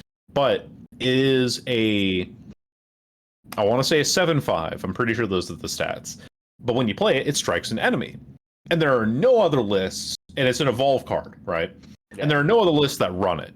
But because it works so well in Kaisa, and because Kaisa wants to have less units on board so that she can strike in easier, Camouflage Horror works out really well. It shores up that lack of interaction. And I don't know, I just really like cards like that where where when it has the specific deck that it works in, it's so satisfying to see it work. No, I haven't seen that card yet, but I know of its existence, and it's cool, right? Like we all like playing cards that have effects, and listen, when it works, it works. We are going to be Yeah, I going think- into the next game very soon. We have GnomuVerde versus Kaedoo. Ooh. Now, Kaedoo is bringing the Targonian version of Karma set. GnomuVerde Wow. is currently on Where there is Heimerdinger life, Chase. there is hope. Karma coming down. Ooh, plays the Heimerdinger. Okay. Look at this hand, though. We have so many sets. 2 sets, 3 Karma. Wait. Okay, yeah. 3 Karma. 1 on field. Technique That's is for here. lightweights. A deny is generated too. Wow, now that's actually needed. The Shock Blast was chosen for carvings of divination. That makes sense. Hmm. Oh, we're gonna let it go now. And that, Okay. yeah, you want to let it go Okay. now as well because you want to get these elusive units on board. Mhm. Sure, you may be able to deny the vengeance to keep the set alive, but are you going to be able to block 10 damage worth of elusive damage next turn, or 12 damage? Excuse me, I can't count. But are you able to block 12 elusive damage? Make it 13 now because of Adaptatron on board. You, me, in the ring. That I was mean, you that was kill good. one. I like that pass from Kaedoo, right? We know that our opponent has to play these speeding cards, which with the text. They have to, absolutely. So we don't even care that there's a full board. We don't even care about killing Heimerdinger. We're like, go ahead, play your elusive. I'm gonna kill one. What we generate? Sunburst. Sunburst. 1 card to draw. Tag out. Okay. That's a really awkward Ooh. thing about Kaidoo's hand, though. Does Karma get burned with this tag out? It might actually So, get burned. We do have a second Karma in hand, so the Vengeance isn't going to be affecting too much. But that does give us space to play the Solari Sunhawk to stun the 6 damage from coming through. ooh, okay. However, 7 more is on its way. Facebreaker will most likely be used here to prevent it as well. Yeah, we do have. The staving off defeat, Okay. quite okay. handily too. I like it. That was well done, right? I acknowledge the fact, like you had mentioned, that Karma was gonna get burned because of the coins. Like we have 2 Karma anyways. Like, all right, she dies, I have 2 more in hand. I'm not really stressing it. And then because we had to keep playing our units, so we try to get that elusive damage through, we were able to play all our blockers. 20 to 10. 10 Plenty of HP. 2 tag outs, 1 sunburst. Like, see, this is where it's tricky because Heimerdinger is gonna just keep creating more bots for you. So at one point, do you take him out? But then again, like, we have all the bots that have elusive, so it's like we have to take them out. We have no choice. The board width is going to be a problem, and it has been a problem. Hextech Handler comes down this turn. Doesn't matter that Heimer gets removed, in my opinion, because you play Hextech Handler, you get another Floor Begone. But if you play Hextech Handler, you buff this entire board. You know, opposed to using the Vengeance anyway. But you buff this entire board, you get another elusive on board, and that also gets overwhelmed just for good measure. And then Hextech Handler, next turn, if GnomuVerde does choose to play it, it'll be scary. Even those little McDonald's fries boxes there will Fry be hitting guy. for 2 damage themselves. We love Fry Guy. Fry Guy. 5 guys, gizmos, and fries. That's Damn. Now I'm hungry. I'm not someone that's food. Do they have 5 guys out east, or? Yeah, we got 5 guys. We got 5 guys. Okay. We call it Oh, it's five fellas. In-N-Out that I'm thinking of. In-N-Out. Yeah, there you go. In and out. Yeah. Is the California one. In fact, my family lives in like Southern Oregon, and they just recently got their first In-N-Out there, probably a few months ago. And of course, the line for it was, you know, out the drive-through, up the road to the Home Depot nearby. It was, man, I believe There's it. no event. Like, There's a speaking of whole event. line, like... Sorry, I'm talking about. I got distracted with Five Guys and In and Out. I was gonna say that we went with the line. It was kind of over anyway. Like, what else am I gonna say? Like, oh, he's gonna play an elusive unit. He's gonna play the Hextech. I mean, he Handler. did the exact line that you said. All right, listen, Kaedoo, play this unit, play an elusive, play the Hextech Handler, Maybe buff the board. What do you really do? I mean, like, because when you're not running Piltover, you suddenly don't have access to Mystic Shot. You don't have access to Caustic Rift, to High Note, and those kinds of spells are really good against the bots, right? Because if you don't get a Hextech Handler, they're all 1 HP. You can remove them. They do get that 1+ HP. They're still at 2 HP. Okay, I'll handle them. It's a-okay, right? With the Targonian version, you have access to, I guess, things like Hush, Falling Star, deal 4, but the unit that you're hitting has to swing. So it's kind of like, that's kind of a dead card unless they're swinging. It's a tricky scenario. I think I like it because I guess Targon has healing and it does have, access to like the Invoke package. You kind of get some really juicy game enders, but we'll have to see. We'll have to see. It seems like the Piltovian version of Jax Farmer has always come out on top. Oh.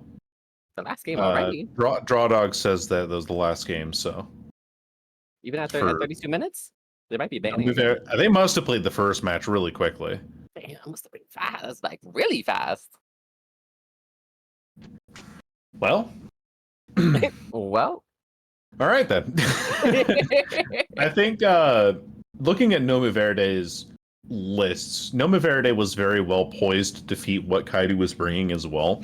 Because GnomuVerde had Heimer Jace, which does well into these decks. It supposedly does decently into Jaxorn, does well into Karmaset, as we saw with the Targonian version because of the lack of AoE removal. Then you have Narjan Nora, which also does well into Karmaset. It can beat Jhin, and Nora, because of how reliant it can be late game on Broadmain, might be able to just run right over it. Alawi Swain, also the bane of a lot of control lists because of the potency that its early game to mid game holds. So strong. I think GnomuVerde Kaedoo was unfortunate enough to run into GnomuVerde, in the bracket, just because that was a lineup that they were hoping to not see. And that ended up being their downfall. I think Kaedoo still played it really well, and I do like the list that they brought. With the Karmaset Targonian version, I think it was the Karmaset that is meant to beat Piltover's on Karmaset. Okay. That is kind of at least one thing that I remember it for best. But point still remains that, you don't have Formula, you don't have Hexobliterator, you don't have High Note, Mystic Shot, Caustic Rift, any other number of pings and easier points of removal. Even that Sunburst, the point that it came in was fine, but by the time that Sunburst was used, Heimer had already done the damage that he needed to do to push GnomuVerde to the victory there. Exactly. Sometimes you really just need Heimer like for 1 turn, 2 turns maybe, and then suddenly you have all of these elusive units. It's like, okay, I'm done. Heimer did his thing. I got my elusives I need to get off. Especially if you have the Frog Eye on board, and now suddenly say, okay, I don't even need to care about specifically playing 6 mana spells to get the elusive. Now I can play any spell, and now suddenly they're all elusive, and you have to kind of deal with this, right? It's Heimerdinger Jace. I feel like has always been a good deck. I don't think it's ever really been hit so hard where it's like, I'm not gonna play it. I mean, I guess maybe if anything, I guess Siren Song kind of like put it down because like, how do you deal with that as that kind of control list? You don't really have that removal. Like, sure, they too many big units going around too fast, and that's kind of always been the bane of control, especially if it's the variants that aren't running like the AoE, right? I mean, we still have Avalanche, but like we don't have any Shadow Isles Freljord version, and I guess standard format anywhere. We don't have Anivia. We don't have not set. I mean, I guess I could say that we don't have Set Trundle. We don't have Trundle Tryndamere. So I definitely want to see like a comeback of Shadow Isles Freljord. Maybe I'll go cook something to see what I can find. It would be nice to have that AoE back. But other than that, you can bring Wings of the Cryo Phoenix. Right. Listen. Let's get enlightened real quick and just do that. Boom, 3 HP. I think you also are overlooking Eradication is like a card. Eradication actually is pretty. Eradication is kind of bomb. I always get nervous with it because it's like 3 or less, but like I feel like a lot of the swarm decks that like you're coming across are always going to be 3 or less. So it might not be good until like let's say maybe the mid-range matchups, but like any of those aggro, anything that's kind of running low power to the ground, Nico, for example, I think probably is a good example. Yeah. It's like, okay, just wipe this field, good to go. I mean, I think I'm personally always gonna be biased towards Castigate, but then of course that locks you into Shurima. Now, I will say this, with the recent buffs, right? I wouldn't be surprised if Ash Senna makes a comeback now that we have had the recent buffs to the what's those called? The Rhymefang wolves, right? Yeah, the Now Rhymefang pack. Now Yeah. it's a 0/4, and it infinitely scales now, technically speaking, right? Every time you frostbite, it gets buffed. So it's not just like, oh, I play it and it's one and done. You may do a little something there. We'll have to see what people cook up.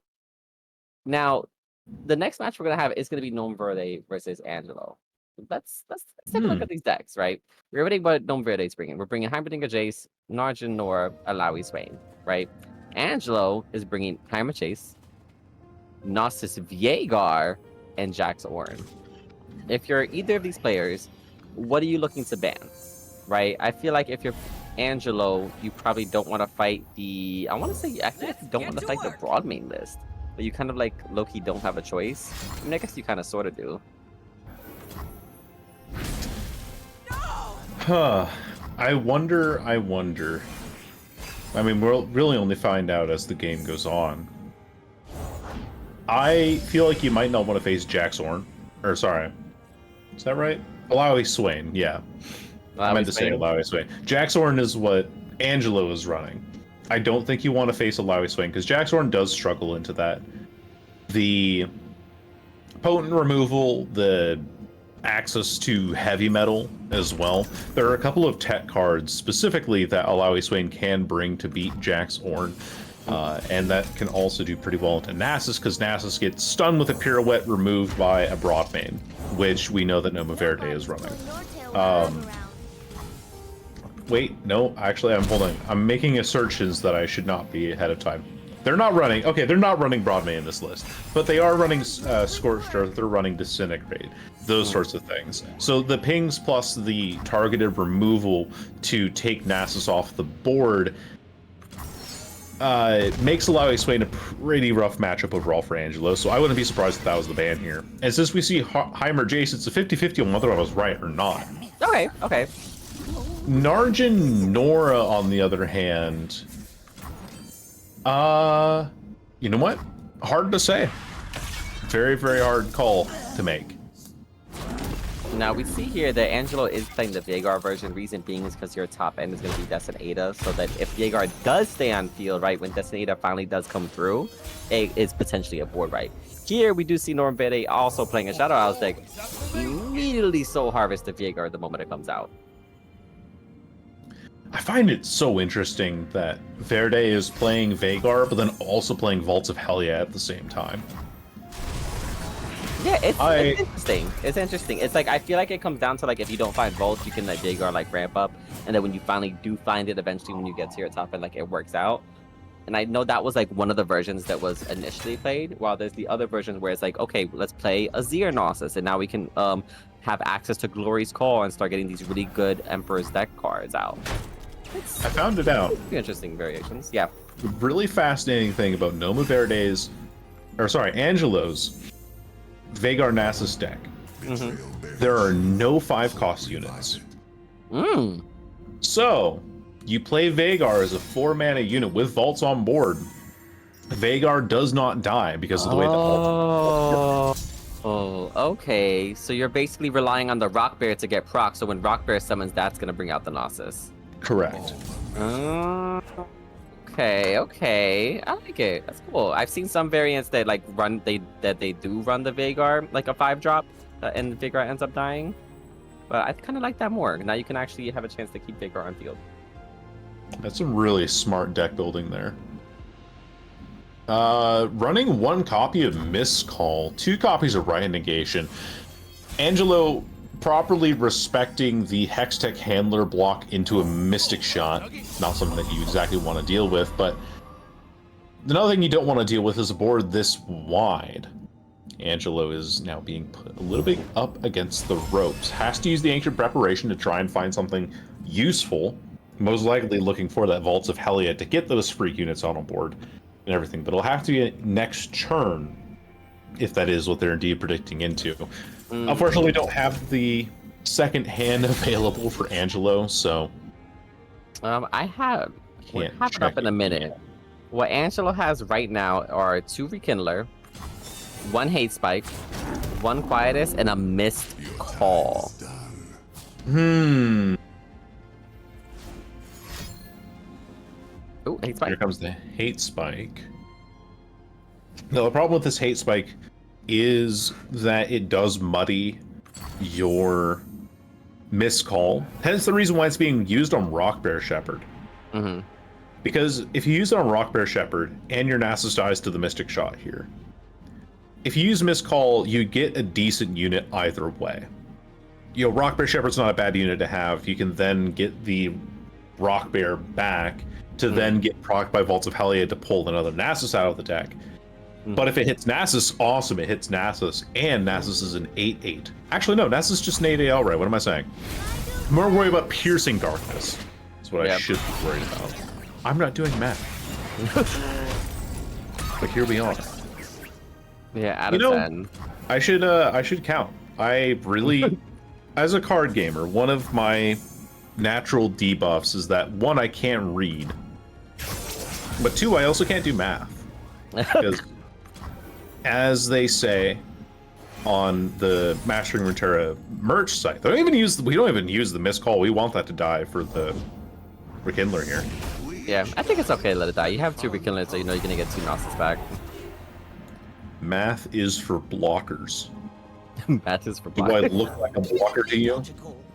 This too shall end. My big NASA swing, chunking Absolutely. out 10 HP. 2 fearsome blockers.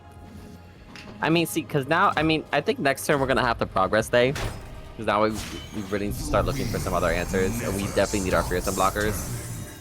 Because now that Nasus is a level up, anything that's gonna be 3 damage, it's just gonna be, doesn't matter. It's gonna get reduced.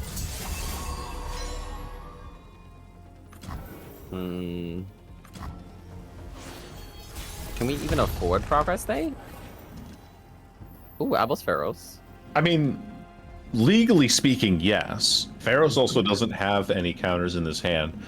But GnomuVerde is not wise to that. There could just as easily be a Vengeance, which is really the only way that Angelo has to deal with units. You know, no castigates this time around, so you can't kill all followers on board. To give that Nasus level up. But Verde still has to think, that Vengeance card sure is going to be a problem for me in the future. If it's ever played. Here comes the Soul Harvest as well. A much more effective piece of removal here. There we go. Gonna go ahead and get it. What do we got? What do we got? Progress day. Gonna be the Progress Day. The Poggers Day, as I've heard it called.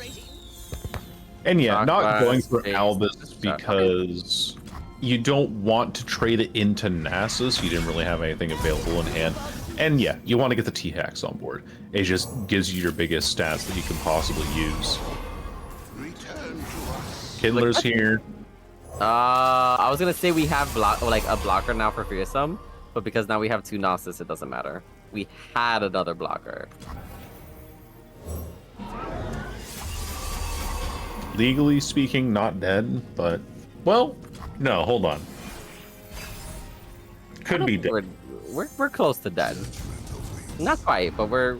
Angela needs to rethink their strategy here a little bit. Right? Yeah, no, that's... No, but you attack with Nasus last, so that Nasus grows as big as possible. I don't agree with this attack ordering at all. Because now, this hits for 13 on Nasus. If Nasus was at the end of the stack, and you got these 3 slays off, Nasus is lethal on this attack. Yeah. But because of the poor ordering, Angelo misses lethal this turn, very surprisingly. Maybe trying to get Nasus out with Miscall. No, I feel like I agree with you. I think you always swing with Nasus at the end. I know there are some circumstances where some people say that like you want your bigger unit at the beginning, especially if like they to like block it, especially if it's like an overwhelm unit. But I think in this case, if you have a unit that's gonna be growing, you want it to be at the very end. Because that right there, like you said, it was gonna be lethal. We had no way of handling that. We still get the Nasus back, right? We're gonna have 2 on board. Don't really have any other way of dealing with this where we don't know how we're gonna get through it. If anything, we're gonna probably have to try to burn our opponent out, maybe with Albus Pharaohs. But now we're kind of hoping they're banking on the fact that we're gonna draw into a vengeance. It's really your only out at this point. I mean, we see the deny in Angelo's hand. Boys Chief. Albus Pharaohs can't even swing. Got some new tweaks to the power circuitry. Great. We're running into heat issues. What you got? So as long as we have 2 blockers, aka Jace and Albus Pharaohs, I think we're gonna be okay. Because then we can block the Nasus. Mind is nothing without means. And means... That just feels so terrible. It does feel absolutely terrible. It's not what you want to do. And Albus Pharaohs is what it's at 7. We don't even get to bank that 7 damage because of the fact that we got to block. Oh, vengeance on the side of Angelo. Yeah, that was what we were worried about earlier. Now, do we preemptively vengeance just to get rid of a fearsome blocker? Well, if you do, then Verde can play second Jace or play Shock Blast. Yeah, true. And remove the board, depending on how things go. I don't. Yeah. Okay. Does it anyway. I think you have to play to your outs to begin with. Because now second Jace can't come down. Oh, but we have this acceleration gate. Oh, the deny.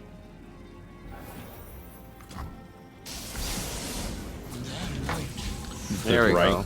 Alright, there we go. Now we got the ordering.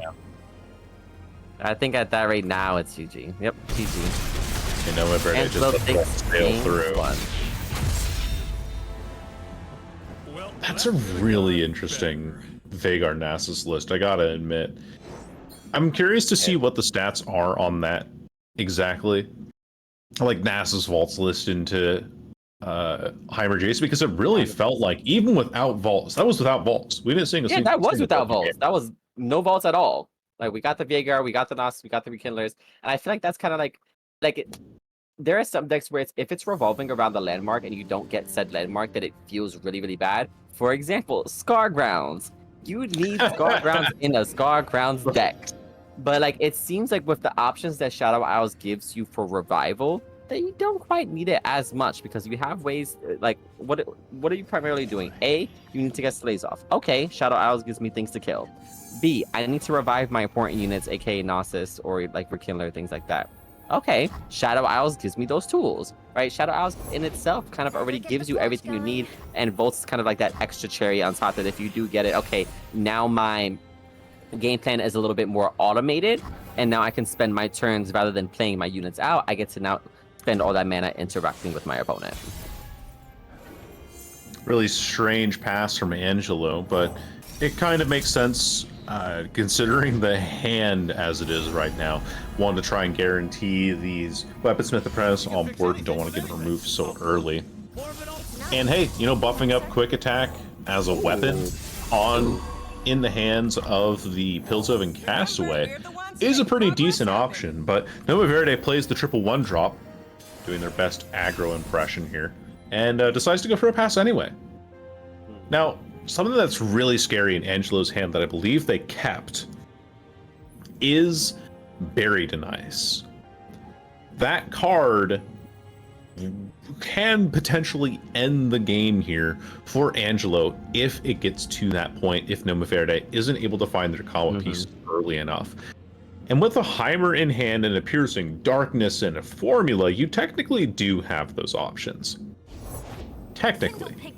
Yeah. But they are definitely not guaranteed.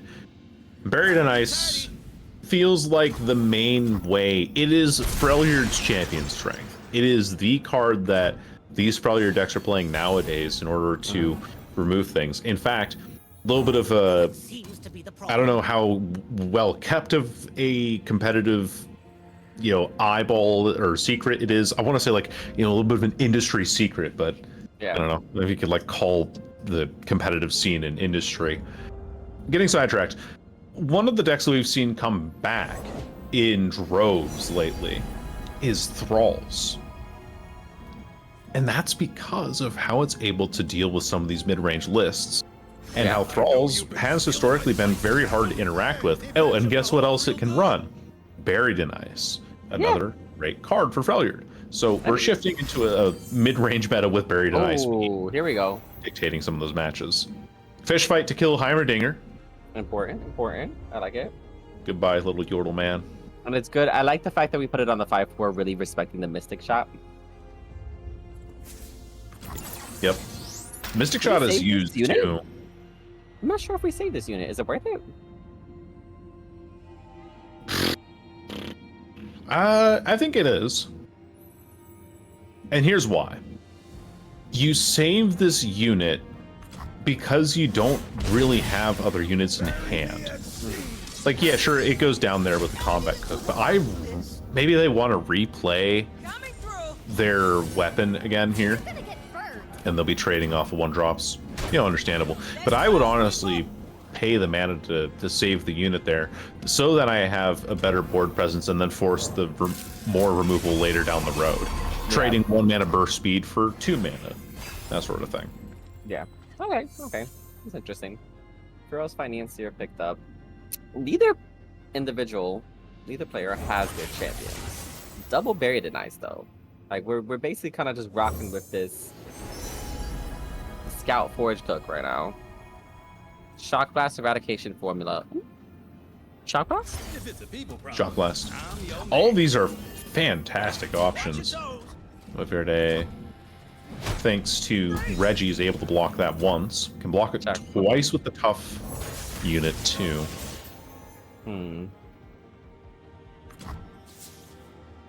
Spreading out those buffs. Okay. Doesn't want swing to with the 5 too. Even with Iron, Elixir of Iron.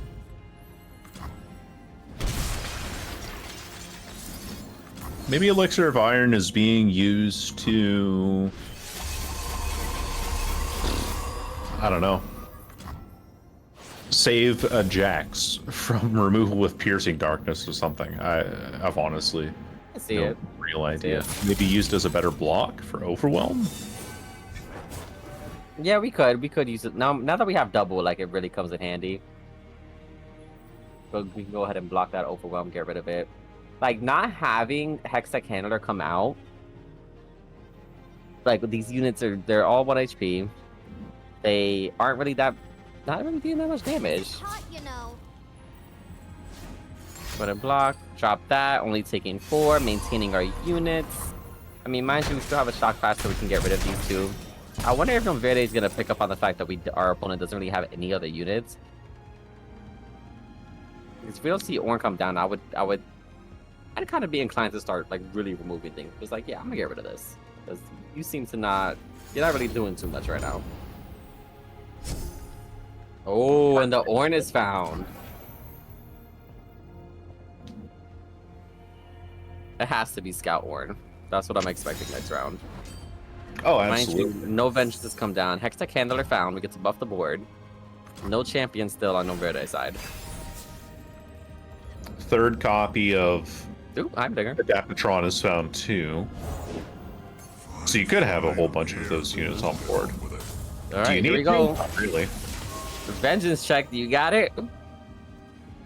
Angelo's sitting there, holding their breath, waiting. It hasn't come out yet. I feel like anytime my opponent like delays a little bit when I expect them to pick, I'm like, okay, you might not have it. Right. Because yeah, you see the Ornn on board and you're like, I am ripping this spear straight through. Ripping it. That is, you were going down, you have no counters for this. Now, the hesitation is a tell. Here's the thing, right? Ornn is down with Scout, 8-7 with Tough. we don't have Vengeance right now, so we can try to fish for it from Pharaoh's Financier. We can also try to bank on, you know, getting it off of just our draws, period. Utter Devastation. Now, I help when I can. hold up. I need Yep. to... Is that going to do what I think it's going to do? It is a ruination. It will kill everything on this board. Because the other conditions that it tries to meet are not being met. Now this is Okay. what good looks like. Here's that. So Ornn can get the damage through, but it's an 11 cost spell. GnomuVerde will have to find other places to recover themselves from, really. Are we going to be able to? More air, more cold. Yes. This swing does not kill GnomuVerde. Pots a boiling. It does a hell of a lot of damage, that's for sure. Here comes my But We have the Overwhelm at the end, though. the overwhelm at the end can be blocked by one of the McDonald's for 5 the damage. McDonald's fries? Yep. Oh, okay, yes, because it's tough. Okay. Yeah. Ooh, that was looking spooky. A little spooky. However, oh man, if Angelo had one more mana, this would have been lethal right here. Yeah, with Fury to North. Yep. Fury at the north to get that last bit of free damage through. Fortunately, not going to be able to find it just yet, but leveled Ornn on board without a Vengeance is a place and a half to be. And This- oh man, I don't want to spend 11 mana for this. That's so much mana. And like the thing is with Jax Ornn, right? We suddenly have we have access to Parts Made Whole, which will summon another unit, so we can just burst speed summon a unit, swing, and just die. Oh, not going for it.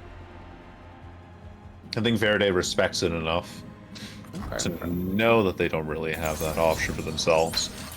This will be 8 damage to face to start with. The Buried in Very Ice. nice. Is not at all what you want to see here.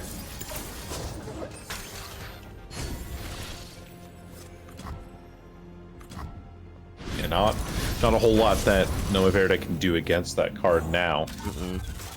This Wrenchbot would have had Elusive, which hits in for 10. This Aftershock removes the Weaponsmith Apprentice, but no, Second Elixir of Iron denies it. And that means that Ornn, who is now leveled after the Vengeance check was successful, will instead have lethal on open attack. There's not even a way to stop it. Even if you were theoretically to top like that Vengeance, it's just simply because the Ram is going to be coming out. It's a wrap. Entrancing Lure also brought, but Angelo's not going to be playing around to play that. Jax wants to swing in for the 30 damage, wants to swing in for the clean 2-0 victory. All right. GG's Angelo. We see the power of Jax Ornn, right? Yeah. That you can bring many different variations of it. We've seen different kind of spicy lists with it where some are running catch and they want to use Bone Club to try to make a unit really big. You have others that run Buried in Ice. They want to just, okay, listen, you're playing something scary. I'm just gonna get buried. That's it. Goodbye. For 2 turns, I don't have to deal with your nonsense. You know, others they have maybe like a little bit more like Frostbite challenge. I feel like some really nice things, and I feel like that's why it's, you know, in our top 3 at least for this tournament being played. It has options, and mind you, I feel like something that kind of is like a counter to some of the control decks is that tough keyword, right? Because broad main, mind you, in the broad main list that are available as of right now, it's Pings, right? There are a few that deal like 2 damage, like aside from broad main itself. But if you have tough, that's really hard to deal with. It's just like, okay, you can kind of go toe to toe. Mind you, still scary as a mid range deck. But no, you can do a little something. You don't have to be too afraid of it, where it's like, oh man, I got hard countered. But GG's about players, right? We really see that power showcased. Yeah. Jax Ornn, it's just good. I don't really know what other things I can really say about it, aside from the fact that this was something that we actually discussed previously in one of our former casts many moons ago. One of them being back when Karma Set was still running around a lot more and Jack Zorn was another deck. I specifically remember this one time we were watching a Jack Zorn game. Opponent's board gets wiped, right? The Jack Zorn player's board gets wiped. But then they play a Ruthless Raider and they play a Bone Club that had some buffs on it, right? And you're like, oh, okay, cool. This is like a 9/7 or something, however big the unit was. Yeah, 9/7 with Overwhelm. And you can't deal with that because control decks, while you're able to deal with what's on board pretty reliably, you can, some decks choose to stun, some choose to stun and or recall, some choose to just outright kill things, depending on the spells that they are running, or, kill them and heal and drain and all of that. But no matter how many units you kill, if your opponent is able to stick a unit on board and then stick a sufficiently buffed equipment onto it, that is just enough to win things out. That will be enough for Jack Zorn to continue winning those matches, and the reason why it can be pretty decent into those control matches because you never fully remove the stats. You only remove exactly. You're not removing the stats, like unless you're really gonna start going all in on the equipment removal, like Quietus. Like I guess if you're running Shadow Isles, you got Quietus. Yeah. If you're in Bilgewater, you have Heavy Metal, which I think those are the two best. Say because Noxus has the strike spell, but we don't really want to use a single combat to have to deal with that. Brutal skirmish.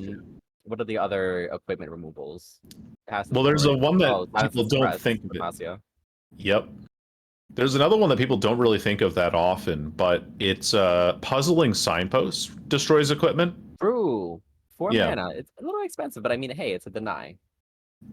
It's fast speed, so it can be done on the stack, which is kind of nice. And it is like a pseudo deny for anything that might be used on the stack. But great for countering out champion strength if you're worried about running into that. Because then they play the 9 mana, and they usually play it on curve.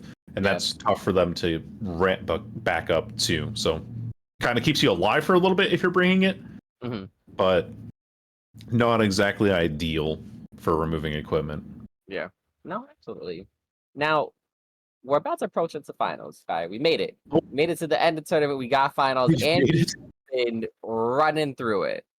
And our opponent is now Angelo. So we have Amphi versus Angelo, which is really funny because they're right next to each other on the deck list. So I don't even have to look far. But both freaking Hyperdinger Jace. We have a Azir Nasus and Nasus Veigar. So we have basically a Volts deck. Kind of two different differentiations. We have Teemo, which we've been seeing, the Teemo elusive, kind of like, I guess, elusive cheese deck, right, with the Sump Monument. And we have Jack Zorn, really good mid-range deck. What do you ban? I feel like I am inclined to ban Teemo if I'm on Angelo's side. Yep. Right, and then if on Amphi's side, which ban? Would it be Jack Zorn? It could be Jack Zorn. It could also be Nasus Veigar if you're confident in your own decks having the presence of board to go over the other two decks there. That's if you're confident with it.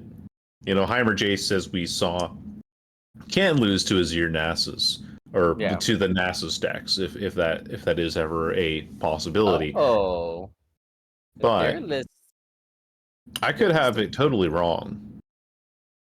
Let's check this out right now. Amphi's deck and Angelo's deck for Hyperdinger and Jace are both different.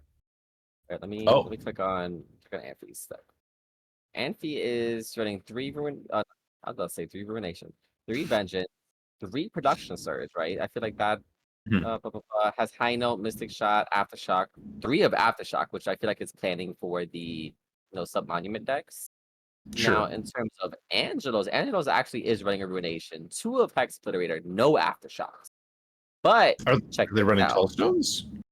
No Tellstones at all. Wow. But we are running Epic Scrap Trap. What? Scrap Traption. Traption. There we go. Epic Scraption, which summons a runaway Scrap Trap, which is basically if you play it on turn 6, it's a 6/6 with Bratch. Pretty strong unit, right? I know I've come across it maybe a couple times, and I've just been on turn 3 like, okay, I kind of can't block this. It has freaking Brash. Right. It's a big unit, but there's really interesting differences. Only one production surge, mind you. The thing that I don't like about running Epic Scrap Traption, that is a tough one to say, is that it is just one unit. Mm-hmm. That can be stunned so easily. Yeah. That can be frostbitten. If I throw out a Buried in Ice and I catch that one unit, then suddenly all that development that went into that unit and its stats are just gone. Instead, that mana could have potentially gone to developing a wider board, or could have been turned around after a Buried in Ice to hopefully stabilize against whatever's trying to punch me in the face. I don't know how I feel about Epic Scrap Traption. That is a tech card or a new card that people want to run that are trying to see where it fits in. And needless to say, I have my doubts about it. It does not strike me as impactful as Production Surge, which can all be buffed by a Hextech Handler or a Hexbliterator, or even if you're running Eradication, you know, whatever kind of other variants of, hey, burn all my mana to do a very powerful thing that you want to do. So I'm interested to see how that works out in that list. Yeah, definitely, I would agree. I 100% agree. I think Production Surge is probably the way to go.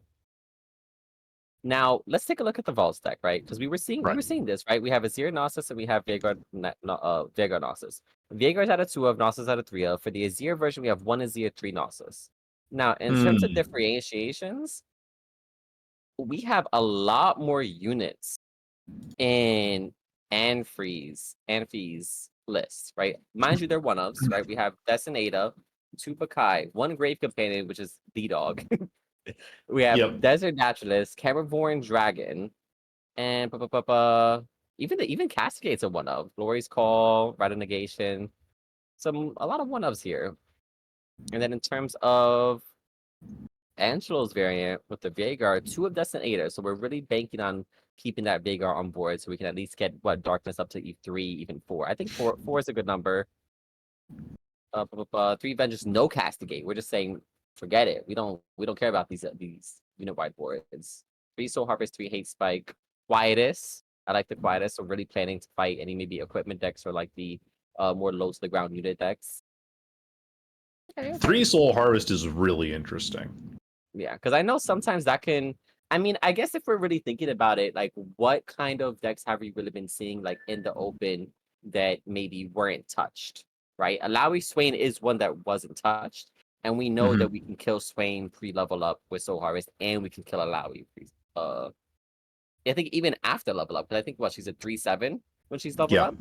Yeah, so we can even kill her upon level up. So I think it makes sense to bring 3 Soul Harvest. And if we're thinking about any of the other decks, what else is like really popular? Well, heck, if we're even thinking of Heimer Jace tonight, Heimer dies to a Soul Harvest. If we're thinking of Aatrox Quinn Vayne dies to a Soul Harvest before level up.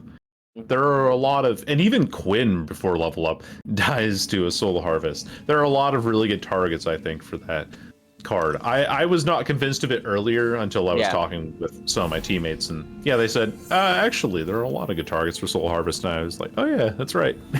there are a lot of things out there, a lot of like crucial pieces to be considered. Yeah. Now, check this out. Angelo's going to be on their Vaults deck, and Amphi gets to play Teemo, which is the deck that I was going to think that was going to be banned. Now, Angelo doesn't have a way to get rid of Submonument.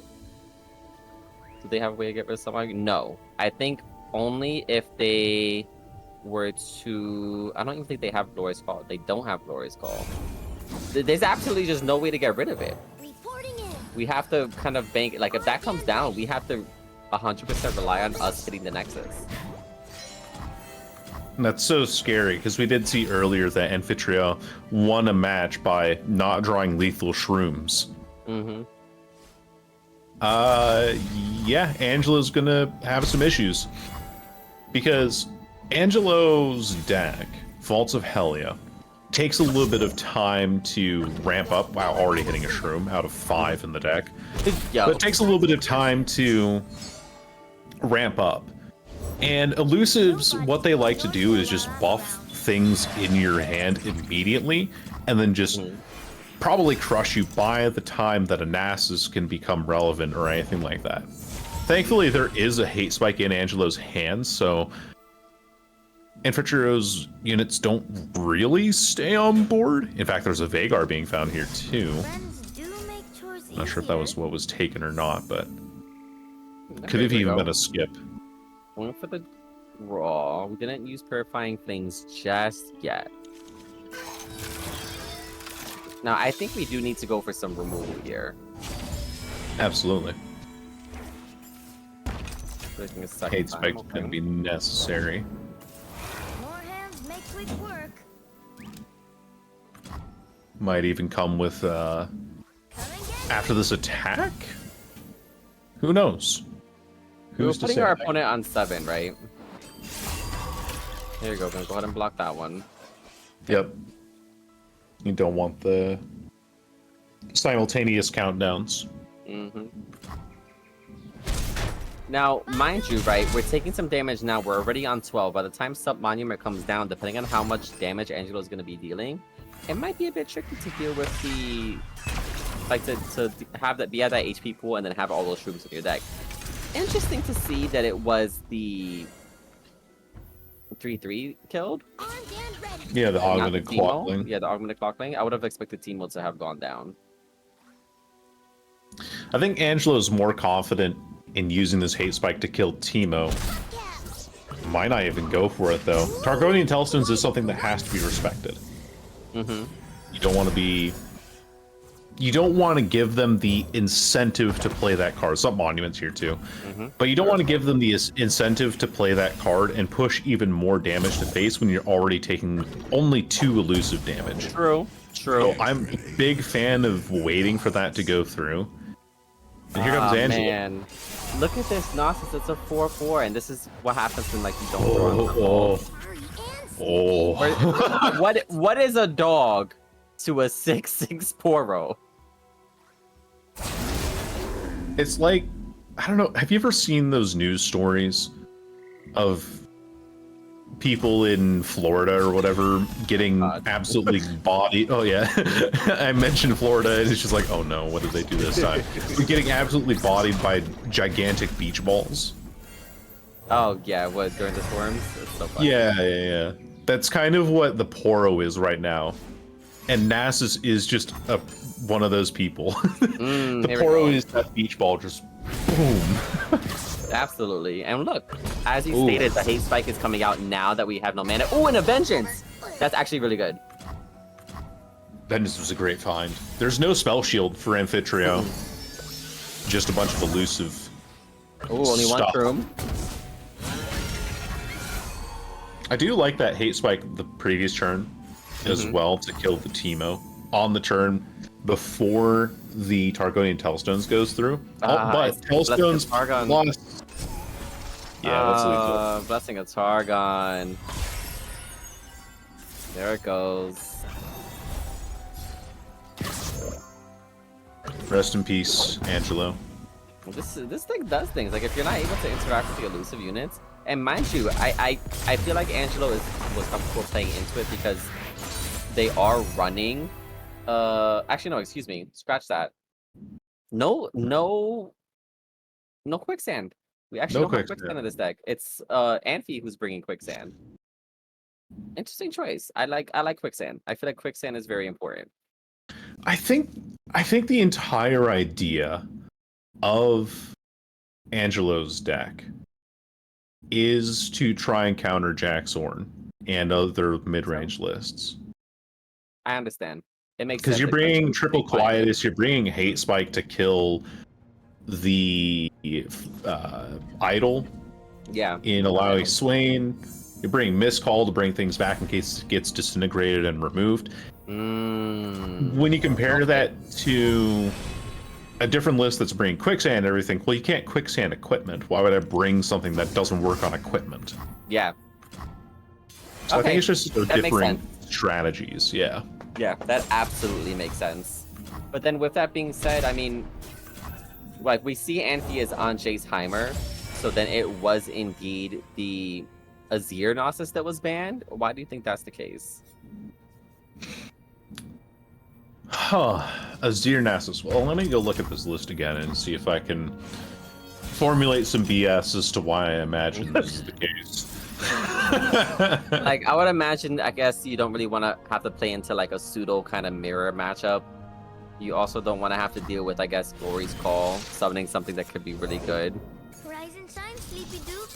It might have something to do with the unit interaction density. Of course, you're bringing 3x Quietus because Jaxorn is everywhere.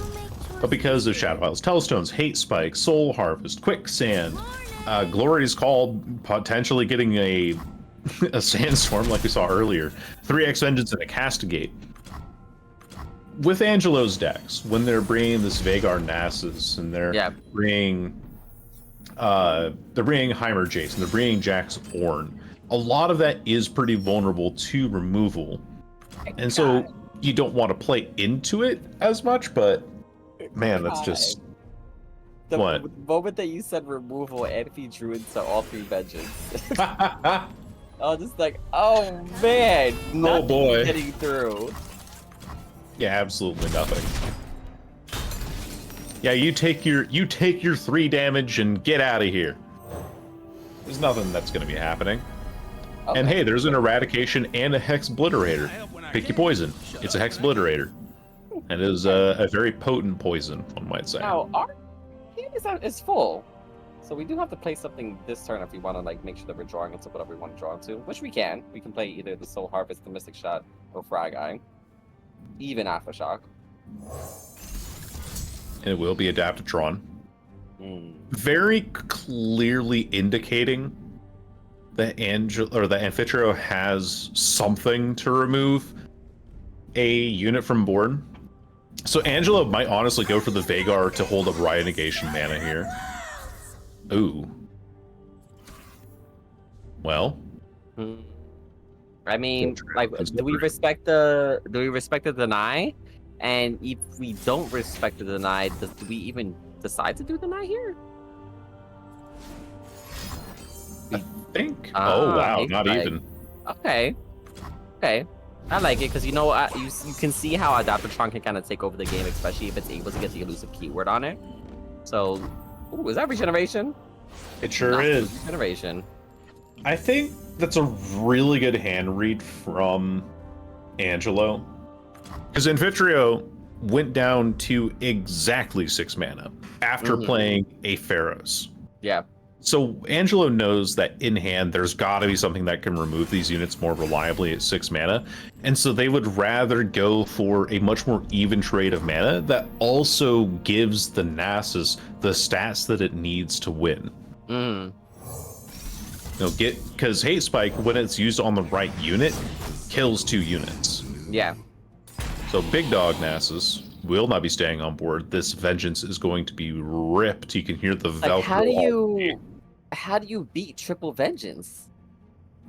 You write one. But yeah, the rest of it's tough, eh? I mean, I guess the Rekindler is right. Yeah. Rekindler, Miscall. That is something being run in this deck if it can be found. Option for the pass. That is very interesting. There's a fearsome unit on board. I mean, I guess just doing it within combat, but I also feel nervous about doing that because if it gets denied, right, then now you're suddenly taking 7. Correct, yeah. Or you're just taking 9 anyway. I hear Bella screaming at you, by the way. I'm trying to stop her. Give me 1 second while I try to call. You're all good. I'll hold up the cast in the meantime. So it is going to be the Riot Negation following the Vengeance on this turn that is cast. But I find it... I'm not sure about the ordering of that myself. Because the Vengeance going on to stack to kill the Nasus before it collides with your face to bring you down to 3 HP, because Vault is very, very good at holding up units on board. Oh, and here's the second Riot Negation, too. That's absolutely disgusting top deck for Angelo. Early we were asking, how does Angelo deal with a triple Vengeance hand? Well, you just top deck every copy of Riot Negation. It's simple. I guess so. The evil I has will quelled. You did. Oh, Oh, okay, hold on. I got scared that they chose to kill a unit because I saw the Mystic Shot, but we don't have mana for it. Okay, we're good. yeah, no mana, no mana. We're on 3 though. That's pretty scary. Yeah. Well, the weird thing was that they let Nasus strike the Nexus, didn't throw the Vengeance during combat, threw it after combat. I think that if you're ever gonna Riot Negation check, you might as well Riot Negation check during combat. During combat? I can see it. I feel like it does make sense to do it during combat. Is that another Gnosis? So we basically, it doesn't matter. We're gonna draw into our Word card. Sure, you have 3 ways of removing it, but I have other ways to bring them right back. Hey, how do you deal with 3x Vengeance? Well, you just top deck a Riot Negation. And then you It's just all get your all champions, I your guess. Nasus copies. Without vaults, again. I fight for a brighter tomorrow. Now, here's the thing, right? With Jace being on field and also leveled, even if we were to get into strike with Gnosis, it's now, like, Spell Shield doesn't matter. Correct. Hex Obliterator, actually, it doesn't become useless, but it isn't as useful now that Gnosis is right. Well, I guess Gnosis is 12-13. And then upon... Hold up. Now's not a good time. Do we even live here? Replicating the power We spike. live on freaking 1. And again, if Nasus was put at the end of the stack, whatever, it's fine. Because we know that Anfitriao has to block more. But I do understand the idea of striking with your largest unit first, like you mentioned earlier. This is I'm just repeating myself. What is casting but repeating the same jokes and ideas over and over again? Now, But Pharaoh's Financier? Yep. Hextech Anomaly? Hex Obliterator? Because Hex Obliterator doubles up. Yeah. Love Oh. me some Reggie. Oh no, it's Hextech Anomaly into Harrowing. Might is nothing. The Harrowing has been nerfed, sadly. Means are nothing without. Okay. Now, what is this at? I believe this Pharaoh's is at... It's at 9. Oh. Oh my god. Wait, this Wait, plus that's Mystic just Shot is game. lethal. That's his game. Oh my god, Amphi got it. Amphi got it, the 1 HP. Wow. We fought through Gnosis, and we got the Albus Pharaohs into the Mystic Shot. That is unbelievable. I wasn't counting Pharaoh's procs at all. I didn't see that listen. coming. Pharaohs is strong.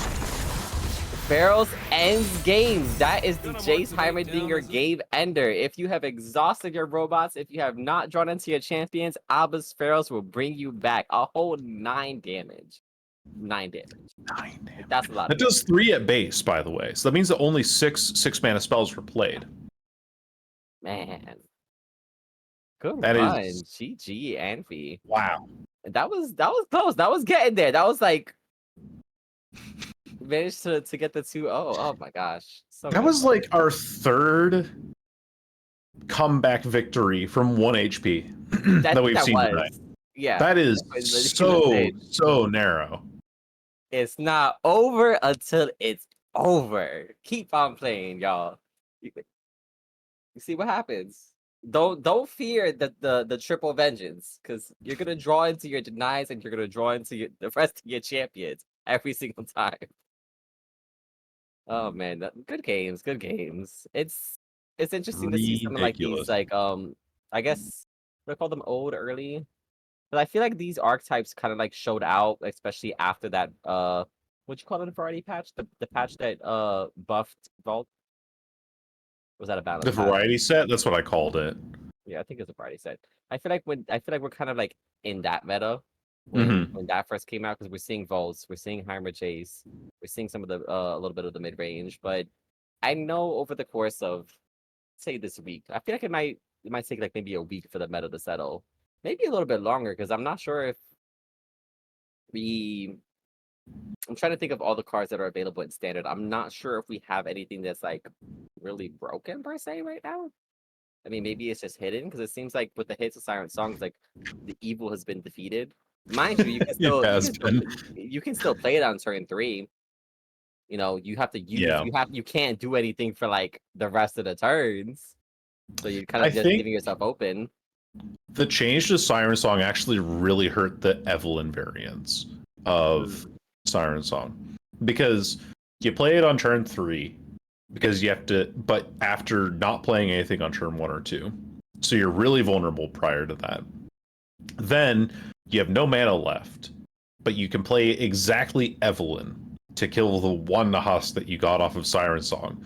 So your first unit on turn 4 is Evelyn, which then de-levels down to a 0-6 again, or a 0-5, or whatever it would be. And so, since you're not able to ramp up as early, not able to get any other husks on board ahead of time, the Evelyn is then slower.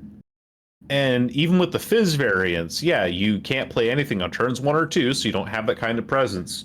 And then when turn 3 comes around, you are playing the card that gives all of your units that buff, but then you don't get to play your first unit until turn 4 again.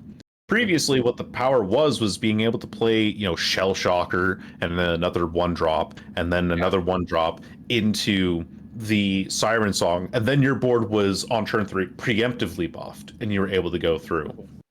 So making it go a lot slower makes it, it makes it less potent early game, allows some decks some breathing room to play into. Yeah, I agree with you. Makes sense. And like we've had coin nerfs. Like I feel like if anything, I'm interested in seeing. I know people are playing with Jack to see if that really is going to come up with anything. Like you came across Jack Nami, I came across Jack Samira. Mind you, I still feel like Samira is probably one of the stronger champions in the game. Like still, period. Like she's still strong. She's still strong, and I feel like it's the fact that you can rally. She does things. She can challenge. She's a nice little package, kind of like that Akshan 2.0. Yeah. Basically, yeah. Another deck that I was very surprised to not see more of. I'm gonna look through the lists again here. Yeah, I'm very surprised that we only saw 3 iterations of J4 Shen. I think J4 Shen is a lot stronger than people are giving it credit for right now. And that's because I'm curious. I might want to play it. I might check it out. Yeah. Well, for one, if you're playing against Nasus needs to use extra things to try and go through barrier. And also, I don't think Nasus strikes count for damage when they're hitting into barrier. So that's one thing. Second thing is that you have Deny. You have access to the counter spells inside of Ionia. Third thing is that you also have rallies. You have larger boards. You are constantly forcing your opponent onto the back foot and able to get that kind of pressure onto them. So I think J4 Shen is a really decent deck right now, at least into these first couple of days, because of just how mid-range doesn't like playing into barriers, doesn't like playing into things that don't let it do damage. That's true. That's true. Absolutely. Now, I feel like if anything, what do you think are some counters to that deck specifically? Where does it kind of fall short, like the broad main to it, or is the barriers kind of just inhibit broad main because now you're kind of blocking the damage that would have like killed the unit or even done damage to it? I'll have to look. I know that there are counters. I've just kind of forgotten them in awe of the deck itself. But it looks like Narjin, so broad main is up there as a counter. Thralls is listed as a potential counter. There's also the two decks that it has not been performing well into are, funny enough, Heimer Jason, Heimer Nora, because it's allowed to do all the removal stuff that that Shadow Isles does, but then also has all of that swarm capability to then, like, okay, I'm going to go under you with portals and stuff like that to make sure that you can't really have a whole lot of agency in this. So Deep is another one. Wow, we actually haven't seen Deep in a minute, and that's a staple. Yeah. Deep was a staple when we were having our earlier tournaments. We'd always see Deep. I remember also saying to you in like DMs at one point, I'm saying, so what if Lord of the Depths doesn't draw a sea monster as a nerf? And you're like, why are you trying to nerf Deep? Yeah, I was like, what are you touching Deep for? Leave it alone. Deep is fine. I was just tired of Deep. seeing it. I will fully admit that. I was tired of seeing it just everywhere. No, Deep is really good too. Let the sea monsters and let the sand sharks rock, because Lurk was another one that we haven't seen in a minute. That's true, yeah. Did anyone bring Lurk tonight? I feel like I saw at least one. Maybe. Yeah, there was one person bringing Lurk. Okay, listen. One Always have player. players. Now, Who are I you? don't Show think yourself. I don't think we're gonna get a winners interview tonight. So Nice we can lot. go ahead. We'll maybe catch them next time. But congratulations, Anfitriao, for winning the standard tournament number 10. Those are some great matches, y'all. We haven't been back in a minute. This was fun. This was enjoyable to be able to see all what you guys are cooking, what you guys are interested in playing now that the new patch is out. I hope that whatever this meta turns into, I hope it's a healthy one. I hope we all enjoy ourselves. But other than that, let's go ahead and we'll see you next week. Y'all know what it is. Stay around for a raid. We're gonna see what Twitch streamer we're gonna check out tonight.